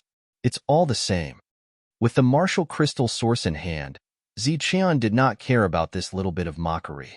Dignity was naturally important, but in this place, life was even more precious. Humph. Mike snorted coldly, then looked at them. Let's go. Zichen also took out Phoebe's weapon and threw it to him. It's a small world. Phoebe took the weapon and left these words with an indifferent expression. The two sides no longer had anything to do with each other, so they were naturally still enemies. Anytime. Zichen smiled faintly and said, I'm also looking forward to the next time we meet, because I believe in your integrity. When these words came out, Phoebe wanted to vomit blood. Chapter 50-60. Zichen's meaning was clear. The next time he came, the same thing would happen again. This time, each of them had lost a piece of martial crystal. When they returned, they would have to give them enough resources as compensation. No one would bear this responsibility for them. Since their lives were no longer in danger, they began to think about their dignity. This incident was so big that it would naturally attract attention. Sanglarry recalled the impact of the previous incident. This time, it was much more serious than the previous incident. They had lost even more face. When they returned, they would definitely become a laughingstock again. For a moment, they were very angry but also helpless. After all, it was an indisputable fact that they could not defeat the other party. As for Zichen, they could only say that he was uncanny. Now that the matter was settled, Mike and the others left. Piper and Marcos stayed behind. Then, Piper said some words of encouragement, and Marcos gave him a thumbs up. Breakthrough first. When you reach the 5th strength state, it will be easy to go to Shatter FA City. Actually, for ordinary people, reaching the 3rd strength state was enough to enter Shatter FA City. However, Zichen was not an ordinary person. When he reached the 5th strength state, it should not be a problem. We'll leave first. We'll wait for your good news. After bidding farewell to Zichen, Marcus walked toward Shatter FA City. When Zichen returned, his subordinates looked at him with eyes full of admiration and reverence. Amazing! Miao Pengfei was very excited. Hu Zheng and the others were also very impressed. With such a great person overseeing this place, they were naturally not afraid. Moreover, with Zichen's orders, the lives of the people here were undoubtedly better.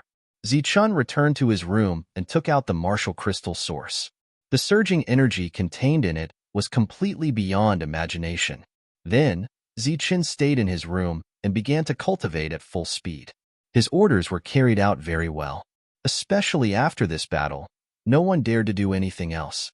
Everyone obeyed 100%. In Shatter FA City, this matter had already spread like wildfire. The Shatters who had always been high and mighty were finally caught by a spiritual caster. Naturally, they would mock him. Therefore, while they were being ridiculed, their hatred for Zichen grew stronger. However, judging from the current situation, it was obvious that a 5-forces realm cultivator would not be able to kill Zichen unless he invited a 6-forces realm cultivator. But what kind of existence was the 6-forces state? How could they do such a thing? Moreover, in this matter, the 6-forces realm was willing to give Zichen a portion of the martial crystal origin, instead of bargaining with him for the martial crystal stones. One could see their attitude. He couldn't afford to lose face like this. Therefore, it was absolutely impossible for a 6-realms cultivator to make a move. And the 5-forces realm did not have the ability to kill Zichen, because that flying weapon was too terrifying. On this day, they gathered again to discuss how to deal with Zichen.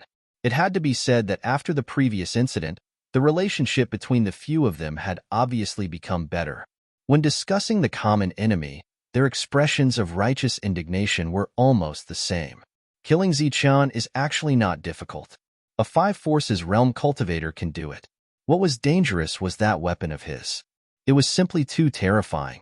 You've all seen how miserable Kino was last time. With it by his side, Zichen can be said to be invincible. Phoebe said with a gloomy expression. The others were also helpless. Sanglarry said unwillingly, Are we just going to let it go? Someone next to him said, Of course, we can't just let it go. Now, we've almost become the laughingstock of the world. Even the Dharma Breaker has been implicated. If we want to resolve this matter, we must kill Zichun. Only by chopping his head can the hatred in my heart be appeased. How do we kill him? Kant said helplessly. Is he that strong? Unless we have the strength of the six forces state. But Zichun has the martial crystal origin, so his breakthrough speed will definitely be faster than ours. By the time we reach the six forces state, he'll probably be one step ahead of us. Everyone's expression was ugly and helpless. In any case, if they were asked to deal with Zichun, they would obviously not do it. It's just a mere Zichun, and you're already scared? A voice sounded. The few of them heard the voice and turned around. When they saw Kino, they ignored him and a trace of disdain flashed in their eyes. Everyone was really disgusted with this pig of a teammate. Last time, he was clearly asked to save people, but in the end, he came to harm people. If he had always been firm in his beliefs, it would have been fine. But after being beaten up by Zichun, he immediately lost his so-called dignity and was obviously more afraid of death than they were. Noticing that no one was reacting, Kino, who was pretending to be mysterious, felt as if he had stuck his face to a cold butt. However, he was not angry. He walked forward and said, "It's actually not difficult to deal with Zichun. Although no one wanted to see him, they had a common enemy now." Phoebe asked, "How do we kill him?" The others also looked at Kino. Kino snorted and said, "What's Zichun's strongest move?" Naturally, no one would answer, so he could only answer his own question. "It's that strange weapon. Because it caught me off guard, I failed." So, as long as we spread this news, with the greed of spiritual practitioners, we don't need to do anything at all. They'll take the initiative to help us kill Zichun. Greed is something engraved in their bones. Everyone's eyes lit up when they heard this. It was obvious that this was a good idea. After all, what they wanted was to kill Zichun. Rays of energy flowed and entered Zichun's body. After the pure energy entered his body, it was absorbed by his heart and then transformed into the energy that Zichun needed. This process repeated. Previously, Marcus had said that a portion of martial crystal source, even the lowest grade one, would require 10 martial crystals to exchange for. After Zichun's refinement, he found that although the energy inside could not be compared to the total of 10 martial crystals, it was extremely pure and of a higher grade. Naturally, it was worth the money. While refining, Zichun was also very cautious, because there might be another six forces state cultivator who would cause trouble for him. He had never forgotten that person in the rebel army. Before Zichun could wait for the six forces state cultivator, trouble from Dharma Breaking City came first. "You're Zichun?" Two five forces state cultivators came together. One of them looked at Zichun and said indifferently, "I heard that you have a special weapon. Take it out immediately." The other party's expression was very arrogant. The weapon he was talking about was naturally the massacre spirit. Zichun's expression turned ugly. Without thinking, he knew that those people must have leaked the news. "What are you waiting for? Take it out quickly." Seeing that Zichun did not move, the other party's expression turned cold. "Do you want to die here?" Zichun glanced at the two of them. "What are you looking at? Do you believe that I'll gouge your eyes out?" The other person also shouted. Zichun attacked without hesitation and without mercy. Chapter 5061. Facing two 5-strength state cultivators, Zichun easily ended the battle. He did not hold back and directly turned the two into human sticks and threw them aside casually. The two of them screamed and begged for mercy and fear. They obviously did not expect Zichun to be so powerful. Zichun looked into the distance. There were shadows flashing. They were obviously people from Pofa City.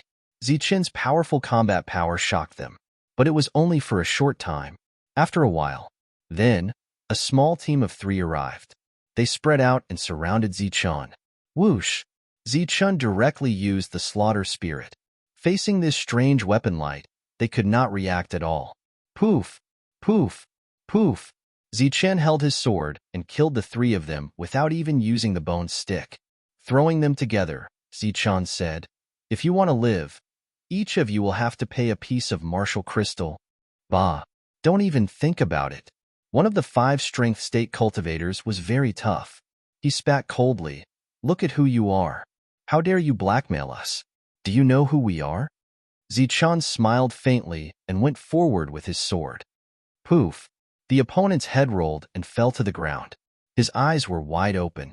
Obviously, he did not expect Zichun to be so decisive. Don't you want a bargain? The other 4 people were shocked. Their bodies trembled as they looked at Zichun in fear. One of them scolded, "We are all spiritual spell practitioners. What can't we discuss? How can you be so ruthless and take people's lives?" Zichen's smile did not diminish. The sword in his hand swept across that person's neck again. He looked so unreasonable. Poof! The second head flew up. The opponent's body was twitching, but it quickly turned into light and dissipated. Only 3 of the 5 were left. At this moment, there were still some people from Pofa City. When they saw how decisive Zichen was, their faces changed. What do you have to say? Zichen looked at the 3 of them. You speak. I'm listening. The 3 of them looked at each other and quickly shook their heads. They could see that if they spoke, they would die. We'll give you the martial crystal stones. One of them said, Take it out now. Zichen's eyes were cold. I don't have it now, but I can go back to the city to get it. That person said again, Don't worry, I will definitely do what I say. He was one of the 3 people in the second wave, and also the last one. Zichen looked at the other 2. What about you 2? We don't have it either, but we promise that we will return the martial crystal stone to you when we return. The 2 of them vowed solemnly. Zichen smiled coldly, and the blade in his hand flashed again. Pooh, pooh, pooh. This time, all 3 heads flew up, causing an uproar in the distance. Even Zichen's subordinates were stunned at this moment. Last time, when Zichen dealt with those lawbreakers, he had agreed to let these people go back to get the martial crystal stones. Why did he not agree now? The bodies of the few people disappeared. Zichen looked back into the distance, and the slaughter spirit hovered beside him. If you have any ideas about me, you'd better bring a martial crystal stone in advance. Otherwise, you'll die. As soon as he finished speaking, Zichen bent down and picked up the 5 rings on the ground. As the 5 forces state, they naturally had some wealth. Zichen's threat made the people in the distance furious, but after seeing his methods, they did not act rashly. Zichen did not go back. He stood there and opened the rings to see what good things there were. Surprisingly, in the first ring that Zichen opened, he found a martial crystal stone. As for the light of energy, there were even more. There were many people in the distance, but no one came over. It was obvious that they were shocked by Zichen. Find some people to guard my room. If there's any danger, shout loudly. Zichen looked at Miao Pengfei in the distance and said, 10 rays of energy per person a day. This job might be a little dangerous, so Zichen personally gave an extremely high price. I'll do it. Miao Pengfei volunteered, and then found dozens of people. Speaking of which, there should not be such a high reward here. Everyone spread out. Everyone was separated by a distance of 10 feet, guarding a distance of several thousand feet from Zichen's residence. Within this range, as long as a high-level existence approached, someone would naturally alert them. The others wanted to join in. They did not need to do anything, and they could get 10 rays of energy per day. Where else could they find such a good thing? Unfortunately, there were enough people. When the 5 forces state in the distance saw the formation in front of them, their faces became more and more unpleasant. The 5 people from before had their heads chopped off. The intimidating effect of this was enormous. Everyone was incomparably fearful. At this moment, a person walked out from behind them. This was a 5 forces state, and he went to Zichen's place alone. Someone is approaching. Just as the person approached, the guard shouted, It's a 5 forces state. Miao Pengfei heard and looked at the person. He did not understand why the person dared to come alone. When he saw who it was, he was slightly stunned. It was Marcus. Zichen heard the shout and walked out of his room. When he saw who it was, he was also stunned. And then he smiled and said, Are you here to rob me too? You're still in the mood to joke at a time like this? Marcus was speechless. But seeing you like this, I'm relieved. Zichen looked into the distance, and there were still people standing there who were unwilling to give up. The 5 forces state is nothing. I'll just kill whoever comes. I'm just afraid that the six forces state will come looking for trouble. Zichen knew his own strength. At most, he could fight against the five forces state. He did not even need to think about the six forces state. Marcus said, "You don't have to worry about the six forces state. No one will come out. Otherwise, those spell breakers would not have thought of this trick." Marcus looked behind him and said, "These people are idiots." Even the spell breakers did not dare to come out, so they deliberately spread the news. They foolishly fell for it. This is great. The spell breakers were just laughing at them, and now they're getting back at them. Marcus did not stay for long. This time, when he heard the news, he only came out to take a look. He could not help Zichun in any way. He was only reminding Zichun to quickly break through to the next realm, lest any unforeseen circumstances arise. The five forces state cultivators had not left yet, and each of them was unwilling to give up. They had all seen Zichun's weapon, and it was indeed extraordinary. But no one was willing to throw their lives away. Just as the two sides were in a stalemate, a person suddenly flew over from afar. He flew in the air, and wherever he passed, there was a strong, oppressive aura. "Be careful, someone is flying over." The people in charge of monitoring the crisis immediately exclaimed, "Zichun, it's the six forces state." Seeing this, Miao Pengfei also shouted, "Boom!" The six forces state cultivator stood in the air and slammed his palm down. With just one palm, Zichun's residence collapsed, and a clear palm print was imprinted on the ground. Chapter 5062. This sudden scene shocked everyone. Those who could fly in the air were at least in the six forces state. They did not expect him to be so decisive and kill without saying a word. That slap had even destroyed the room. A clear and huge palm print was imprinted deeply into the ground. There seemed to be 5 ravines in the deep pit. A powerful shockwave rolled out, and those people who were still guarding Zichun's room were all sent flying. They landed far away and looked up at the sky in horror. Those who were in the five forces state who had not retreated were also stunned. Is this possible? It was quiet in the ruins. Zichun did not appear, and no one knew if he was killed. Humph! The six forces state who was standing in the air snorted coldly and turned to leave. He felt a little regretful. If he had known this would happen, he would not have attacked immediately. Now, he had killed Suimo in an instant. However, when he thought about it, he was in the six forces state and killed a four forces state. It was a loss of dignity. If he could not kill Suimo with a single slap, he would be a joke. It was right for him to leave immediately. He came and went in a hurry, leaving no trace behind. After the six forces state left, some people gathered and stared blankly at the ruins below.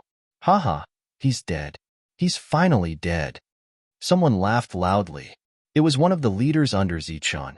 "Now, everything will go back to normal." "That's right. I've had enough of these damn days." Due to Zichun's order, the leaders did not dare to embezzle the resources of the people. Although Zichun had given some compensation, it was not as much as what they had embezzled. "What are you talking about?" Miao Pengfei glared at the leader. "Who do you think you are? How dare you talk to me like that? If not for Zichun's protection, we would have killed you long ago." A leader who was also in the two forces state stared coldly at Miao Pengfei. At the same time, a few other leaders walked over. Their cold eyes were filled with murderous intent. Since Zichun was dead, no one could suppress them. Miao Pengfei, who had been promoted through connections, became their main target. "He just died and this place is already in chaos." "Interesting." A voice of ridicule rang out, and a 5-strength realm cultivator walked over. When they saw this, they immediately retreated, not daring to surround this place anymore. Because more 5-strength realm cultivators had arrived. Although Zichun was dead, there was a possibility that the things on his body could still be preserved. For example, the weapon in front of them. Everyone arrived at the ruins and began to search for Zichun's ring. The original guards tactfully retreated. "That's impossible. If he's dead, the ring should still be there." A 5-strength realm cultivator muttered. They had practically turned this place upside down. They had carefully searched every ravine, but there was nothing. "What are you looking for?" A voice rang out. "Nonsense, of course it is." The 5 forces state responded subconsciously, But when he saw the person squatting above the pit, his expression suddenly changed and he exclaimed, "Zichun?" This exclamation was like a chain reaction. Following that, the exclamations began to fluctuate. "You didn't die?" The 5 strengths realm cultivators in the pit were all stunned. How could he be fine after being hit by a 6 strengths realm cultivator? As for the junior leaders who had ridiculed him previously, they were all stunned. How is this possible? Their expressions changed drastically, and they chose to escape without hesitation. Saying those words was equivalent to openly going against Zichun. Their chances of survival were almost zero. "If you don't want to be persecuted, follow me and kill them." After seeing Zichun, Miao Pengfei regained his confidence and shouted at the crowd. Everyone obeyed Miao Pengfei's words. This was related to their interests. If they did not kill them today, these people would continue to embezzle their resources in the future. In an instant, many people charged forward. These junior leaders fled in fear. As they ran, they shouted that Zichun was not dead. Obviously, they wanted to call the 6 strengths realm cultivator back. However, the 6 strengths realm cultivator's speed was far beyond their imagination. He came quickly and left quickly. The 5 strengths realm cultivators in the pit were all stunned and did not move. One of them smiled awkwardly and said that it was a misunderstanding. However, after Zichun's cold gaze swept over him, he immediately stopped talking. Zichun looked at them and said, "I won't make things difficult for you. The 2 of you should prepare a piece of martial crystal. Otherwise, I'll send you to hell today." At this moment, there were 13 5 strengths realm cultivators here. When they heard Zichun's words, their faces were filled with anger. "Are you threatening all of us?" A 5 strengths realm cultivator looked at Zichun indifferently. "You've got guts." Zichun smiled. A cold light appeared beside him and unexpectedly pierced through the 5 strengths realm cultivator's head. The crowd was in an uproar.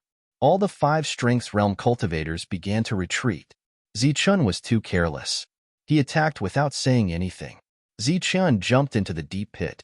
Taking advantage of the fact that the other party did not have time to react, he slashed down with his saber. Poof! The opponent's body was slashed diagonally and split into 2 halves. The 5 strengths realm cultivator screamed in fear. The upper half of his body quickly used energy to recover. With such injuries, if he reacted too slowly, he would die. "Stop. Otherwise, I'll catch up and kill you one by one. As for who survives, it'll depend on your luck." After slashing, Zichun's cold gaze swept across the surroundings. There were already 5 strengths realm cultivators who had chosen to escape. However, when they heard Zichun's words, they stopped. Now that the crowd had dispersed, they could actually escape. Many of them could escape. However, some of them would not be able to escape and would die. Under such circumstances, no one was willing to use their own lives to buy time for others. I'll say the same thing. 2 people and a piece of martial crystal. Take it out and you can leave. If you can't, leave your head behind. Zichun looked at these people. "If you don't want to, you can try to attack me together and see if you can kill me." The crowd looked at each other. In fact, they had this idea in their hearts. However, they were not familiar with each other and naturally did not have absolute trust in each other. If someone stepped forward and someone retreated, it would be troublesome. Therefore, after looking at each other, they decided to keep Wu Jingshi safe. If each of them had half a piece of martial crystal, they could afford it with their financial resources. Zichun successfully obtained 6 pieces of martial crystal. The 12 people retreated. Only half of the guy's body was left. He was still recovering. When he saw Zichun looking at him, he said in horror, "I have martial crystal too. I'll give you one. I can take it myself." Zichun slashed again, and the guy's head was separated from his body. When the 5 strengths realm cultivators who had not retreated saw this, their expressions changed and they quickly left. After the crowd left, Miao Pengfei and the others chased after them. Those small leaders who had escaped were all killed. Not a single one was spared. Zichun took out 2 pieces of martial crystal and threw them to Miao Pengfei. "You and Hu Zheng take one each. Reach the 3 strengths realm as soon as possible." Miao Pengfei caught the martial crystal. This was a huge surprise, but he did not know what to say. It was too precious. "I'll go to Pofa City soon. When that time comes, I'll have to rely on you guys to maintain the current situation. It won't do if your cultivation is too low. Zichen said, ask Hu Zheng to come back. Make use of this time to cultivate. Miao Pengfei nodded and left. He looked very excited. Zichen looked at the ruins and sighed inwardly. That was close. He had expected the 6 strengths realm cultivators to come again. Therefore, he dug a tunnel in the room. After hearing the screams, Zichen went in without hesitation. Then, a powerful force attacked. The room was destroyed, and even the tunnel was buried. According to the original plan, Zichen would come out from the tunnel and hide in Pofa City. However, when he came out from the other side, the 6 strengths realm cultivators had left. He changed his mind.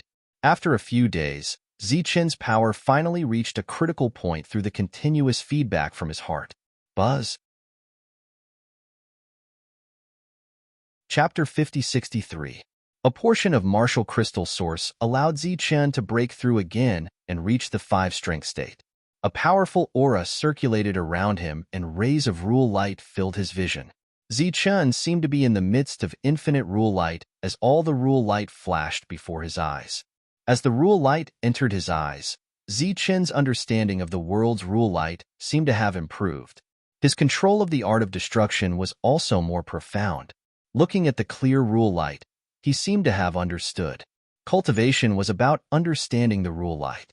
Only by understanding more rule light would one be able to improve their realm. That was the main purpose of the martial crystal. Now, he seemed to have understood why he could possess a real body after reaching the 6th-strength state. Because at that level, he would have a deeper understanding of the world's rule light. Therefore, he would be recognized by the world's rule light and be granted a real body. Zichen seemed to have seen hope.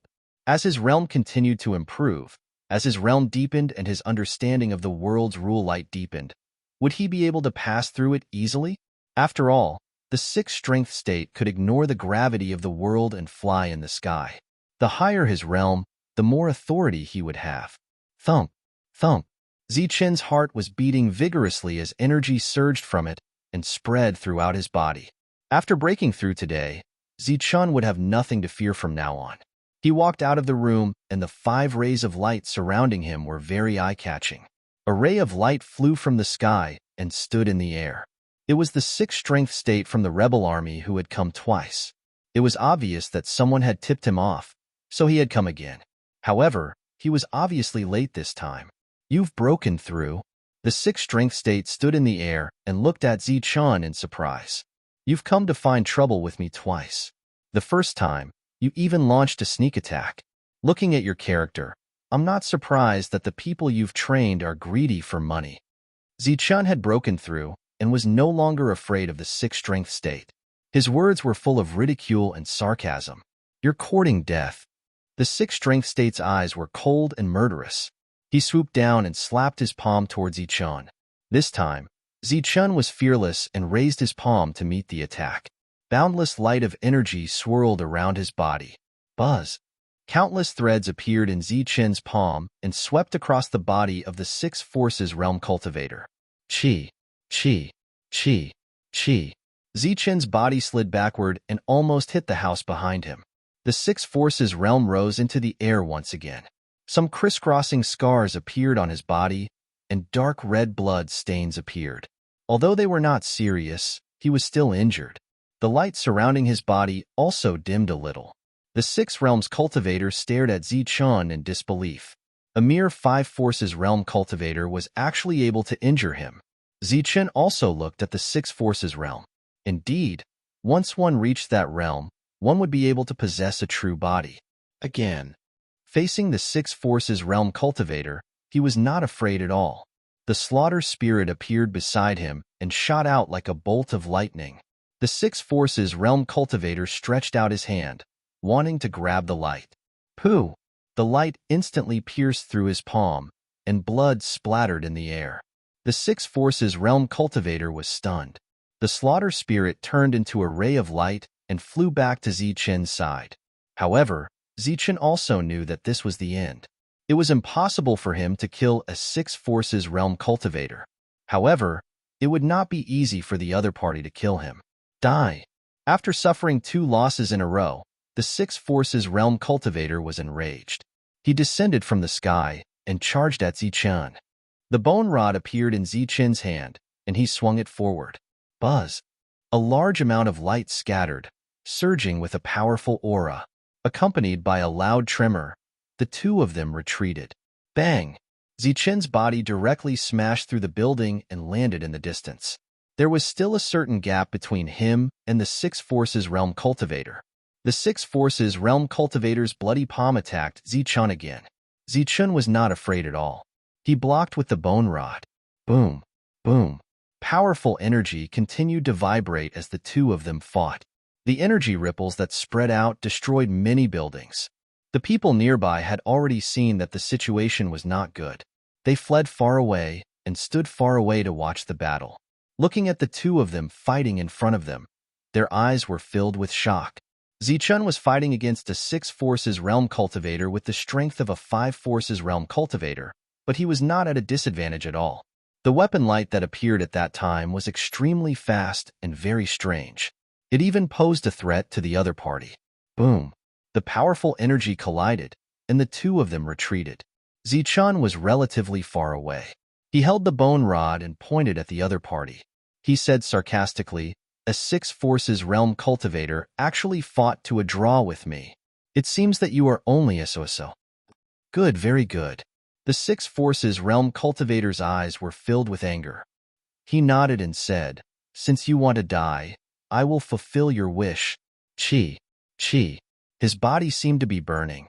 Countless flames surged, and the surrounding temperature suddenly rose. Go to hell. His fist landed as if it was carrying boundless flames that wanted to engulf and drown Zichun. Zichun's face changed. The energy around him was pushed to the maximum. He felt a strong threat from the other party's punch. This might be the strongest move of a 6 Forces Realm Cultivator.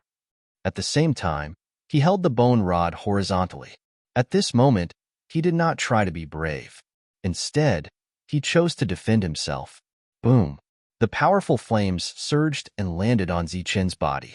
His body started to distort rapidly, as if he could disappear at any time. Zichun, who was flying backward, saw this scene and his face changed drastically. At this moment, under the flames, his body seemed to have revealed its true form. It was like a thin piece of paper that was bent in the air and could be melted at any time. His 5 Forces Realm Cultivator was rapidly depleting. Perhaps when his energy was depleted, that would be the day his body would dissipate. Buzz. At this moment, energy kept surging from his heart to replenish his energy. Zichun landed on the ground. His face was still pale. His opponent's attack was too strange. You didn't die? When the 6 Forces Realm Cultivator saw Zichun, who was unscathed, he was shocked and looked like he had seen a ghost. He had used a 6 Forces Realm Cultivator's true body technique. Only by completely communicating with the rules of heaven and earth could he use such a move. He had a crushing advantage against those below the 6 Forces realm. However, his full force attack did not make Zichun disappear. The previous confrontation between the two was like a meeting between the real and the fake. The rules of heaven and earth were the judges. The real and the fake would be separated in an instant. However, Zichun was still alive. He did not disappear under the rules of his true body technique. This was obviously against the rules. But looking at Zichun's expression, he was obviously frightened. I don't believe it. The 6 Forces Realm Cultivator charged forward again. The second attack was like a blazing fire wave that drowned Zichun.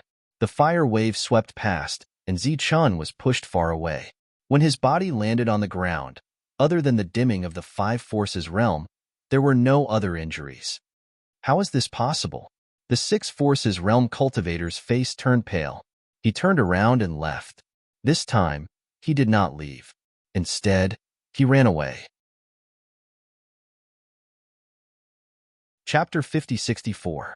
The 6 Forces Realm Cultivator ran away because he had used all his strength but still could not kill Zichun. This made him feel strange. However, Zichun's weapon could hurt him. If he used up too much energy, he might be the one to die. As for why, he did not know either. The others stood in the distance. When they saw the Six Forces Realm cultivator run away, they all exclaimed. They were extremely shocked and felt that it was unbelievable. After the Six Forces Realm cultivator ran away, Zichen's face suddenly turned pale. Part of it was because of the huge energy consumption, but most of it was because he was scared. He thought that after reaching the Five Forces Realm, he could easily kill the Six Forces Realm cultivator like when he was a Four Forces Realm cultivator. However, he only realized the danger when he actually fought. Under the other party's attack, his body seemed to have turned into a piece of paper. If not for the endless energy in his heart maintaining his body, he would have died. The flames contained the power of this world's laws. Under such power, he did not have the ability to resist at all. It was the heart that was resisting, blocking the destruction of the laws and constantly replenishing his vitality. The heart that he had accidentally obtained back then had been sealed for countless years, but it could still resist the laws here. Was there some kind of connection between the heart and this world? After this escape, he believed that the Six Forces Realm cultivator would not come again. Zichen's safety was no longer a problem. Next, he would report to Shatter Fa City. However, before that, he had to wait for Miao Pingfei and Hu Zheng to break through. Only when they reached the Three Forces Realm could they truly control this place. While there was still some time, Zichen planned to take a look at the mine with killing crystals. Although Ape Bert had warned him not to go there again, the growth of the killing spirit required killing crystals. No one knew what would happen in Shatter Fa City in the future. If the killing spirit could become stronger, it would naturally be of help. Zichen left on his own, heading straight for the lode. At night, he lit a bonfire. Perhaps because they sensed Zichen's Five Forces Realm aura, no Shatter Fa beast came to attack. Even the vanishing shadow beast did not appear. Zichen arrived outside the mine. It was already deserted. Many wooden houses had collapsed, and some wood was scattered around. He had entered and exited the mine many times, and was very familiar with this place. He walked in with familiarity. Activate the immortal spiritual eye. Now that they were here, there was no need to worry. As soon as he entered, Zichen felt the change in the atmosphere. There seemed to be more killing intent in the mine. He summoned the slaughter spirit. The slaughter spirit flew forward rapidly, absorbing the killing intent in this place to its heart's content. That's not right. Could it be that someone is coming? Last time, the killing intent here had clearly been completely absorbed, so why was it here now? Not long after, a crystal suddenly exploded in front of him. It was the killing crystal. It had not been manipulated by someone. It had exploded on its own. This was the main path, and he had walked back and forth many times. The killing crystals had long been dug out. These killing intents were very cold, but Zichen, who was already in the 5-strength state, could still withstand them for the time being. Shua. The slaughter spirit flew back and absorbed the killing intent. Zichen continued forward. At the same time, he controlled the slaughter spirit to prevent it from going anywhere else. A moment later, another killing crystal appeared from above and exploded. Could it be that the killing crystals here can grow on their own? Zichen recalled the first time he was threatened by Sang Lari. When he entered this mine, there were killing crystals in the places he walked past. As expected, as he continued forward, Zichen found more killing crystals. Although there were not many and they were scattered, it confirmed his guess. This gave him hope. As long as there were new killing crystals, he would not have to worry about digging out killing crystals with other things. Zichen walked and stopped along the way, and he also found many scattered killing crystals. When he came to the mine where he had dug out killing crystals before, he indeed saw a large number of killing crystals covering the surface. Go. Zichen looked ahead. The slaughter spirit turned into a ray of light and flew forward. It flew past those killing crystals. When it touched the surface, the killing crystals exploded one by one, and the killing intent within was absorbed by it. After the killing intent completely disappeared, the killing crystals turned into powder and fell down. After a pile of powder, Zichen found another type of kill crystal. His expression changed slightly, and he did not dare to act rashly. He walked closer and looked at the killing crystal in front of him. At this moment, he estimated that this killing crystal was about 3 meters wide. Once he used the slaughter spirit to cut it open, the slaughter spirit would be able to absorb the killing intent within for a long time. However, at the edge, Zichun saw an arm. The arm was clearly visible, and he was not sure if there was a person inside, so he did not dare to act rashly. After leaving this cave, Zichun went to the next place. Last time, he had seen an eye here, and it was even a moving eye. This time, the eye could not be seen because the surface was covered with new killing crystals. Zichun did not act rashly this time. Instead, he carefully dug out the killing crystals. After digging out nearly 100 killing crystals, he still did not see the eye. Could it be that there are more killing crystals here? Zichun dug out another 100 killing crystals, and he had obviously reached the place where he had seen the eye last time. However, there was still nothing out of the ordinary. As such, Zichun dug deeper until he had dug out a hole. He had dug out hundreds of killing crystals, but he still did not find anything. He put away some of the killing crystals and retreated, detonating the killing crystals in front of him. The reason why he kept some of them was because he wanted to take them to Pofa City. After all, he still needed to live there. Wong, boundless killing intent exploded out, and it was like a tornado had appeared here. The mines all around trembled, and some rocks fell down. The slaughter spirit turned into a ray of light and rushed into the killing intent. It was like a whirlpool, absorbing the killing intent within at the fastest speed possible. Soon, the killing intent was absorbed, and Zichun, who had not found the eye, decided to let the slaughter spirit open up a path. The slaughter spirit started to dig forward, and the killing crystals that it touched exploded one after another. All of the killing intent was absorbed by it. Soon, there was a huge crater here, big enough to accommodate a person lying down.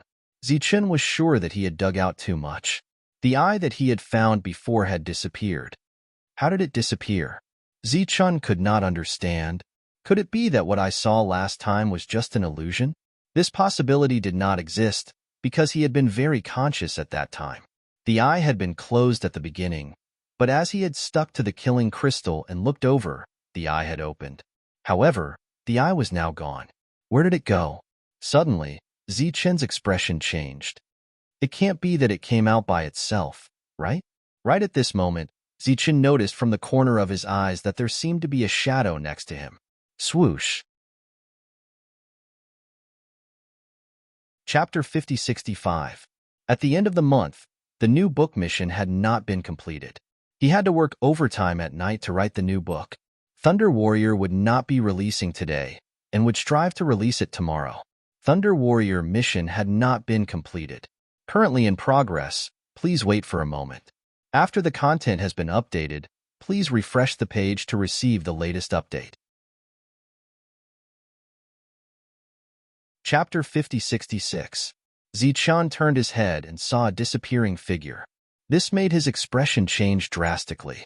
Could it be that an inexplicable existence had really walked out of the killing crystal? He chased after it, wanting to see what it was. After going out, it disappeared. It seemed like an illusion. Zichun felt a little scared.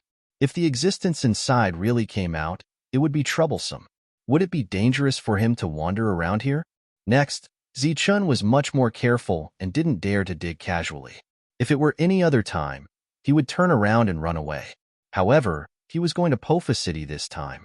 Thinking about the people he dealt with before, he might be plotted against. There might be some danger, so Zichun had to become stronger. He had already broken through his realm. It was too difficult to go further. He could only put his hope on the slaughter spirit. Next, he only dared to touch the exposed killing crystals and didn't dare to dig inside casually. Even so, he saw some strange things. Once he found something unusual, he immediately retreated and chose the next mine. Zichun appeared to be very careful as he walked through the tunnels. Finally, after staying here for a few days, Zichun couldn't take it anymore and left. It was too dangerous here. Through the killing crystals, he saw at least 3 people. Complete people. They might be resurrected. When he returned to the camp, Hu Zheng and Miao Pengfei had broken through to the 3-strength realm. They hadn't been officially appointed, but the two had already begun to deal with some things and were ready to take over at any time. A few days later, Zichun communicated with the person who went out to deliver resources and left. Next, This place was jointly managed by Miao Pengfei and Hu Zheng. With 2-3 strength realm cultivators in charge, there naturally wouldn't be any trouble. Zichun used the token and entered Pofa City. Marcus received the news early in the morning and waited at the door. After Zichun arrived, he took Zichun to find 8-Bert. 8-Bert, who was in the 6th strength realm, was the leader of a force in Pofa City. He controlled some mineral veins under his control. The camp where Zichun was before was now under 8-Bert's charge. This time, there shouldn't be any big problems. On the way to Arbit's mansion, Marcus appeared very excited. In fact, he was quite moved by Zichun's growth. When they first met, Zichun was only in the 3rd force realm.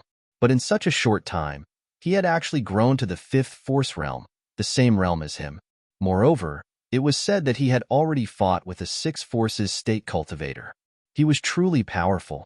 Along the way, they would meet other people. When these people saw Zichun, their eyes were very unfriendly.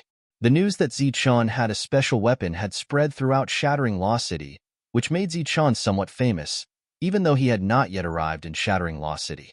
As for what happened after that, everyone knew. After the Spellbreakers suffered a huge loss at the hands of Zichun, the Spirit Casters also suffered a huge loss. They had already offended both Fa and Ling Fa. Now that Zichun had entered the city, they naturally didn't have a good expression. These people wouldn't dare to make a move in the city. Unlike those Spellbreakers, Spirit Casters still know the rules. As they walked forward, Marcus explained, however, once they leave the city, they will be free. Life and death are up to fate. Marcus pointed into the distance. The outside of the city I'm talking about is not the place you came from, but outside of this city. Zichun knew this. At this moment, when he looked up, he could see mountain peaks outside the city. There are also Spellbreakers. You have to be careful. They suffered a huge loss last time. They won't let it go so easily. Along the way, Marcus said a lot of things. Most of them were small things that Zichun needed to pay attention to. At our realm, the effect of ordinary energy becomes very poor. We need to exchange it for even purer energy. Marcus took out a brilliant energy. This 100 strands of ordinary energy can be exchanged for 1 strand. We call it pure energy.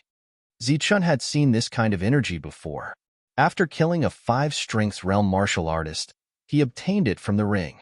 It was much purer than ordinary energy. However, he had tried to refine it before, but to no avail. After hearing Marcus's explanation, Zichun knew that only when one reached the 5 strengths realm could one truly refine it. There's this one. Following that, Marcus took out another energy beam. Following the appearance of this energy beam, Zichun seemed to see countless rules appearing in his vision. What is this? Zichun asked in surprise. Just as Marcus took out this energy beam, the 5 strands of energy around him also showed an abnormality. Elementary star magical energy. Marcus explained, it requires 3,000 strands of ordinary energy to exchange for it. If a 5 strengths realm martial artist uses it to cultivate, their cultivation speed will be much faster. Where do I exchange for it? Zichun didn't have this kind of thing on him. Moreover, it required 3,000 strands of energy to exchange for it. This number wasn't small. If he exchanged for 10 strands, he would have 30,000 strands. The current Zichun only had a few tens of thousands of strands of energy on him. Of course, the main reason was that he didn't embezzle other people's energy. At the same time, he also gave his own reward to the leaders as compensation. The Hall of Spiritual Spells, Marcus said. When we meet the Lord, I'll bring you there to take a look. You've been outside for so long, you should have a lot of energy on you, right? Zichun smiled bitterly. About 100,000 Dao strands. How can it be so little? Marcus couldn't believe it. One must know that Zichun had killed many people. Just the time he killed the rebel Fred, he had obtained more than 100,000 strands of energy. You didn't tell me before, so I didn't pay much attention to it and distributed the energy to some people. Zichun explained his management style outside. After hearing this, Marcus repeatedly gave Zichun a thumbs up. I'm impressed. I'm impressed. There aren't many people like you in this world. Now, the leaders outside are all trying their best to embezzle as much as possible. The two of them went to 8-Bot's mansion. 8-Bot said some words of encouragement and then officially gave Zichen a token that belonged to him. Next, he could use the token to go to the outside world. However, every time he went out, he would need to consume energy. After receiving the token, Marcus took Zichen to the Hall of Spiritual Spells to exchange for resources. As for his residence, Marcus had already arranged it. It was right next to his. The Hall of Spiritual Spells was a large hall with 3 floors. There were many spiritual spell practitioners going in and out, and the lowest realm was the 4th strength realm. Marcus explained, most of these 4th strength realm practitioners are here to exchange for a type of crystal that is second only to pure energy. 10 for 1. Healing speed is good, but cultivation speed is not. Unless, they can exchange for martial crystals. There are martial crystals here? Zichen asked curiously. If you're lucky, you can find them. Under normal circumstances, you won't find any. Marcus said, because martial crystals are rare items, everyone is too busy collecting them. How can they be placed here? Chapter 5067. The Hall of Spiritual Spells had 3 floors, and there were many people coming and going. Naturally, they were all spiritual spell practitioners. We exchange items in the Hall of Spiritual Spells. As for those spellbreakers, they have their own spellbreakers. They usually don't come here. The 2 of them entered the Hall of Spiritual Spells and saw many counters. In front of the counters, there were many beams of energy. Zichen saw killing crystals among them. He was a little surprised that there were such things. Marcus said, don't be surprised. A large portion of the killing crystals here came from you.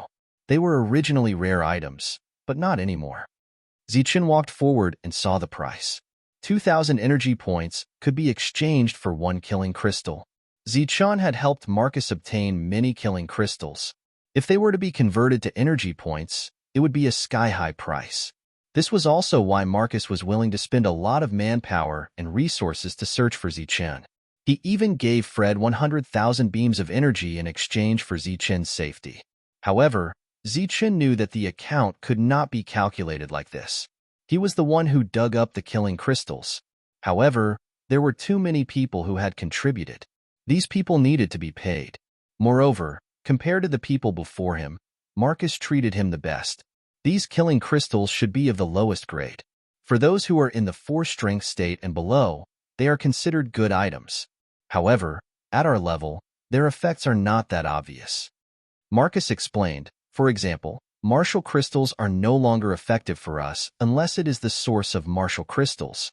It is the same for killing crystals. If you want to make your weapon stronger, you need a source of killing crystals of a higher grade. What is the source of killing crystals? Zichen asked. Back then, in the mine, there was not much else, but there were many killing crystals. It is a killing crystal that contains some foreign objects. Marcus lowered his voice, however. This thing is too dangerous. Therefore, it is called a taboo. If you are lucky enough to dig up a palm, then the palm is the source of the killing crystal. As long as you refine the killing intent in the palm, the grade of your weapon will naturally increase. You can even refine it and use it directly. It will become a real killing weapon. It doesn't matter if it's dead, but if one of them is alive, it will be a huge problem. Marcus said, therefore, under normal circumstances, almost no one would go looking for killing crystal sources. Therefore, its quantity is even rarer than martial crystal sources. The 2 of them walked to the place where they could exchange for pure energy. Only those who were in the 5 strengths realm could use it, and they would need to exchange 100 strands of energy for 1 strand. Just as Zichen was about to exchange for it, he found something similar on the side, but it required 150 strands of energy to exchange. As they continued to walk, the amount of energy required was also different. The highest actually required 500 strands of energy. This puzzled Zichen. How could this be? Marcus continued to explain. These pure energies have been refined and condensed. Their functions are also somewhat different. 100 strands of pure energy is only the most basic pure energy. The subsequent pure energies are based on this foundation. For every additional strand of pure energy, the price will increase accordingly. Unless it's a special situation, there's no need to exchange for those purer ones. Ordinary ones are enough. Marcus smiled. After all, to us, what we don't lack the most is time. Zichen felt that it made sense. He first exchanged for 50 strands of ordinary pure energy. Then, he went to the spiritual energy section. Sure enough, the lowest grade started at 3,000 strands of energy. The following prices increased by 500 strands of energy, and the highest was 6,000 strands of energy. Zichen directly exchanged for 10 strands of ordinary spiritual energy. After that, the two of them wandered around the place. Zichen saw a place that collected martial crystals. The purchase price was 10,000 strands of energy per piece. The selling price was not. The selling price of killing crystals was 2,000 strands of energy, while the collecting price was 1,800 strands of energy per piece. This time, Zichen had prepared a lot of killing crystals. If he were to sell them, it would be a huge sum. However, at the moment, he did not have such plans. Marcus pointed to the upper level and said, "There are more things up there. However, you need to be in the 6 strengths realm to enter, or have the authority of the 6 strengths realm. At most, there are various materials from the dead spell-breaking beasts. Some can be used to refine weapons, while others are ingredients." After looking around, the two of them walked out of the Hall of Magic. Just as they walked out of the hall, they saw a group of people walking towards them. The person in the lead was wearing guardian armor and holding a long staff in his hand. When Zichen saw the other party's attire, a look of surprise flashed across his face. It seemed that this was the first time he had seen such attire. "Not good, it's Lu Yao." When he saw the person, Marcus's face could not help but change. Zichen looked at Marcus and realized that he was very nervous. In this spell-breaking city, there are not many people who have guardian armor. Lu Yao is one of them. Marcus said, "This kind of guardian armor is extremely rare. With this armor, he has a chance to escape when facing a 6 strengths realm cultivator." His armor was not refined, but dug out from a crystal. It is said that it has a lot of growth potential. Let's hurry up and get out of the way. This person is too arrogant. He doesn't even put spell breakers in his eyes. The two of them moved to the side, not wanting to provoke the other party. Lu Yao, who was walking closer, suddenly stopped. He glanced at Marcus, then looked at Zichen and said, "You are the person who has the weapon? Give me the weapon, and this is for you." Lu Yao stretched out his hand, took out 3 kill crystals, and threw them on the ground. Exchange. Marcus's face changed. He did not expect the other party to come for Zichen. This made him feel that he was in trouble. After all, Lu Yao was different from other 5 strengths realm cultivators. With the guardian armor, he was a true powerhouse. Zichen looked at Lu Yao and frowned slightly. "Why? You think it's too little? I'll give you 2 more. He took out another 2 kill crystals and threw them on the ground with an arrogant attitude. "Kid, if you know what's good for you, quickly take the things and leave. 5 kill crystals in exchange for your weapon. You've struck gold." "That's right. Hurry up and thank Lu Yao." The few people following Lu Yao immediately started to jeer. Zichen glanced at them and clearly saw that they were up to no good. Since they were deliberately targeting him, there was no need to be patient. With a flash in his hand, he took out 10 kill crystals and said, "Use these to exchange for your armor." With that, Zichen threw the kill crystals in his hand, and they landed at Lu Yao's feet. "Look, I'm much more generous than you." Zichen smiled faintly. Seeing this, everyone immediately stopped smiling. They looked at Zichen as if they were looking at a dead man. This guy dared to treat Lu Yao with such an attitude. He was dead meat. "Do you want to die?" Lu Yao's eyes flashed coldly. Zichen looked straight at him without fear. "What about you? Kid, you really don't know what's good for you. Lu Yao personally came here to exchange with you, and you dare to humiliate Lu Yao. Do you want to die?" Someone immediately reprimanded. "He only took out 5 kill crystals, and that's an exchange. I took 10, and that's a humiliation." Zichen smiled coldly. "If that's the case, then I'll take back 5. With a wave of his hand, a light of energy appeared and flew back with the 5 kill crystals. "All right, it's fair now." Chapter 5068. Zichen looked at Lu Yao with an indifferent expression. The word exchange shocked everyone. They looked at Zichen as if they were looking at an idiot. How dare he speak to Lu Yao with such an attitude? Did he have a death wish? This was Lu Yao they were talking about. He was one of the few people in shattering Dharma City who possessed armor. He was also one of the few people who dared to attack a 6-strength spellbreaker beast. Lu Yao's eyes narrowed as boundless killing intent burst out from them. He was infuriated by Zichen's attitude. Marcus was worried that Lu Yao would cause trouble. Lu Yao, what is the meaning of this? There is no such thing as coercion in shattering Dharma City. Who do you think you are to speak here? Lu Yao glanced at Marcus. You. Marcus's eyes flashed with anger, but he did not dare to reprimand Lu Yao. You better stay in the city. Don't go out. Lu Yao glared at Zichen coldly. Because I will kill you the moment you step out of here. Zichen said calmly, do it now if you dare. Let's see who will kill who. Kid, that's enough. Can't you see that Lu Yao is giving you a way out? Don't be so shameless. Someone beside Lu Yao said unhappily. That's right. Lu Yao is giving you face, so you better take it. Another person said, who do you think you are? Do I need you to give me face? Zichen said disdainfully. You have the guts to look for trouble, but now you don't dare to fight. It's disgusting to meet cowards like you. What did you say? Do you dare to say it again? The few of them stared coldly at Zichen. I have even beaten up spellbreakers in shattering Dharma City. Who do you think you are? Zichen continued, do it if you dare. If I don't beat you until you kneel and call me your grandpa, I will never step into shattering Dharma City again. Marcus was anxious. Zichen was obviously provoking them. Zichen did not know Lu Yao's methods, but Marcus knew that Lu Yao was not someone to be trifled with. Come with me outside the city if you dare. Lu Yao's eyes spat fire as he issued a challenge. If you have the ability, then fight here. If you don't, then scram. You're so King annoying. Zichen waved his hand and put away the 5 killing crystals. Those who don't know would think that you're amazing. Of course, he wasn't afraid of these guys. If these people dared to make a move, he wouldn't mind sending them to heaven. Of course, this was his first time here, so Zichen wouldn't take the initiative to attack. At this moment, many people were watching this scene. Some of them had mocking expressions on their faces, while others had evil intentions in their eyes. In order to reduce the amount of trouble that would follow, Zichen did not mind using these idiots to establish his authority. You don't have the guts to make a move, yet you all dare to provoke me. You're not even as good as those spellbreakers who lost to me. You deserve to be looked down upon.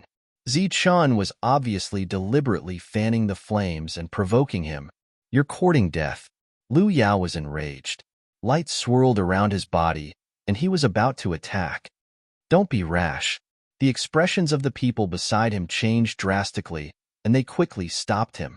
Things were indeed a little unexpected.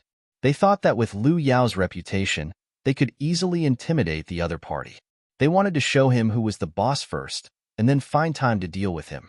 They didn't expect this kid to be so difficult to deal with. Not only was he not afraid, but he was also deliberately provoking him.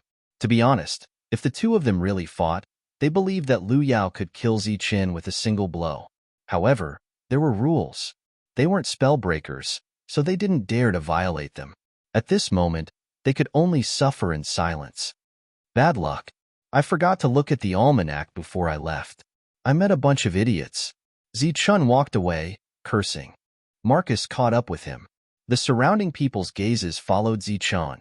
Many of them had cold looks in their eyes. Marcus followed beside Zichen, feeling the pressure on his back. On the other hand, Zichen's expression was calm, and he wasn't affected at all. After walking far away, Marcus said worriedly that Lu Yao's combat power is very strong, especially his defense. He's not even afraid of a 6-4 spellbreaker beast. This time, you've provoked him. This matter will be difficult to resolve. Zichen said, don't worry. I don't intend to let him go. Marcus looked at Zichen in surprise. His armor is good. It should suit me well. Zichen's answer gave Marcus a shock. Are you serious? In this place, resources are hard to come by. Since someone has taken the initiative to come to me, there's no need to miss it. Looking at Zichen's serious expression and thinking about Zichen's battle record, he began to pray for Lu Yao. Perhaps this guy had made an unwise choice by provoking Zichen. After returning to his residence, Zichun took out a strand of pure energy to refine. It was indeed much purer than ordinary energy, but it wasn't very useful to Zichun. After refining this strand of pure energy, Zichun took out another strand of spiritual energy. This kind of energy was quite compatible with him. When he refined it, it felt like he was refining martial crystals. Of course, it was just an illusion. It wasn't really comparable to martial crystals. Even if martial crystals were useless to those at the five-force realm, it was still much stronger than spiritual energy. However, no one would waste such a precious item. "Hey, who's here?" Zichun heard a voice coming from outside the door. A five-force realm who just came in. "I heard that he offended Lu Yao. Lu Yao said that whoever can twist his head off will be given 20 killing crystals." Another voice sounded. Zichun heard the voice and walked out. He saw two people at the four-force realm standing outside the door. As soon as he came out, the two of them walked away. Looking into the distance, there were many people. They stood in the distance and pointed at this place. Among them, Zichun saw some familiar faces that he had been outside before. He frowned slightly. Marcus also walked out from next door. Seeing this situation, he knew that something was wrong. Zichun had just arrived, and it was obvious that there was already trouble. As Zichun walked out, no one said anything sarcastic. However, there were still many whispers. At this moment, there was a commotion. The crowd suddenly separated, and a group of people walked out. These people were all spellbreakers. In this place, spellbreakers seemed to be superior to others and didn't put anyone in their eyes. "We meet again." Phoebe, who was among the spellbreakers, looked at Zichun indifferently. Solali and the others also had extremely cold eyes. The people who were beaten up by him last time were all here. All of them had unfriendly gazes. The people in the distance stopped whispering and looked forward to see how Zichun would deal with these spellbreakers. One should know that they didn't follow the rules. If they wanted to attack, it would be a matter of minutes. Zichun looked at them and said, "Long time no see. Why? You have martial jinxure again?" "What do you mean?" Solali looked at Zichun coldly. She was the first to come into contact with Zichun. Back then, Zichun was only at the two-force realm. However, not long after, he had reached the five-force realm. If she didn't have other opportunities and broke through, she might not be as good as him. "If you don't have martial jinxure, don't provoke me." Zichun's voice was cold. "I'm very busy. I don't have the time to beat you up." As soon as he said that, there was an uproar. Obviously, no one expected Zichun's opening statement to be such a blatant threat. Chapter 5069. There was an uproar among the crowd. They did not expect Zichun to be so bold that he even dared to threaten the spellbreakers. These spellbreakers were all in the 5-strength state. Their actual combat power was even higher than spiritual casters of the same level. Each of them was extraordinary, but there were 6 of them. "What do you mean?" Phoebe's face was cold. When he saw Zichun again, he did not immediately attack him. He was already very calm. But this guy actually dared to provoke him. Zichun glanced at him. "Have you forgotten the lesson from last time? Before you provoke me, prepare the martial crystals first. Otherwise, you will die." In the entire Spellbreaker city, only Zichun dared to speak to the Spellbreakers like this. First, it was Lu Yao. Now, it was the Spellbreakers. Marcus could not help but admire Zichun's courage. Zichun turned around and walked towards his residence. These spellbreakers might not dare to attack him today. "Wait," Phoebe shouted. "Do you really want to die?" Zichun's eyes flashed coldly. "We are here today to inform you that you will go on a mission with us tomorrow to clean up the spellbreaker beasts." Phoebe said, "We will leave tomorrow morning." When everyone heard this, their expressions changed. "Why should I?" Zichun's expression was disdainful. "Who do you think you are? How dare you order me around?" Zichun was not afraid of these people at all. Phoebe was not angry at being looked down upon. He looked at Marcus, who was not far away, and said proudly, "You tell him, why should I?" Marcus explained awkwardly, "When we come here, we do need to kill the spellbreaker beasts regularly. But usually, after we are familiar with this place." Before Marcus could finish, he was interrupted by Phoebe. "He doesn't need to familiarize himself with this place. He just needs to follow us tomorrow. We will protect him. Marcus heard this and smiled bitterly. The other party did not use force but used this method. It was obvious that Zichun could not refuse and had to obey. The lawbreaker had the right to do so. Among the crowd, the gazes of the spirit casters that looked at Zichun also became extremely pitiful. It was his bad luck to have offended a lawbreaker. He had just arrived in Broken Law City and had to go on a mission in less than a day. Looking at their expressions, it was obvious that something unexpected would happen in tomorrow's mission, and Zichun was bound to die in that accident. For a moment, many people looked at Zichun as if they were looking at a dead man.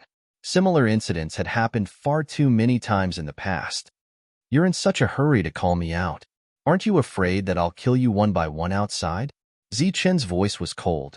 He knew very well what these people were up to. What are you talking about? No matter if it's a spellbreaker or a spirit caster, infighting is forbidden.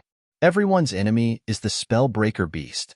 Only by working together to kill the law-breaking beast can everyone survive better. Butterball and Kant finally spoke, but it was obvious that no one believed his words. Once Zichun left tomorrow, he would definitely not be able to return. Is that so? Then you're on your own. Zichun smiled coldly and walked back to his room.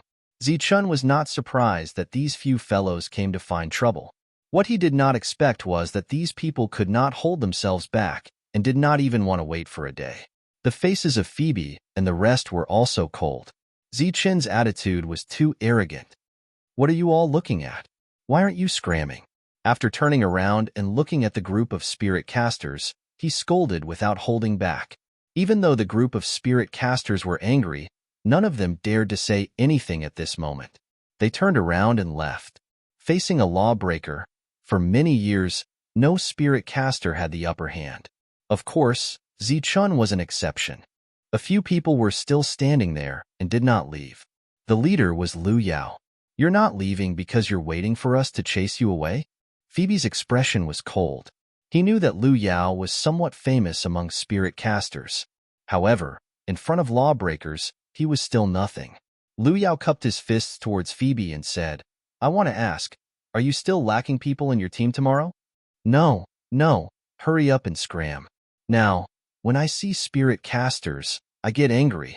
Phoebe waved his hand as if he was chasing away flies. Damn it, why don't you take a look at yourself?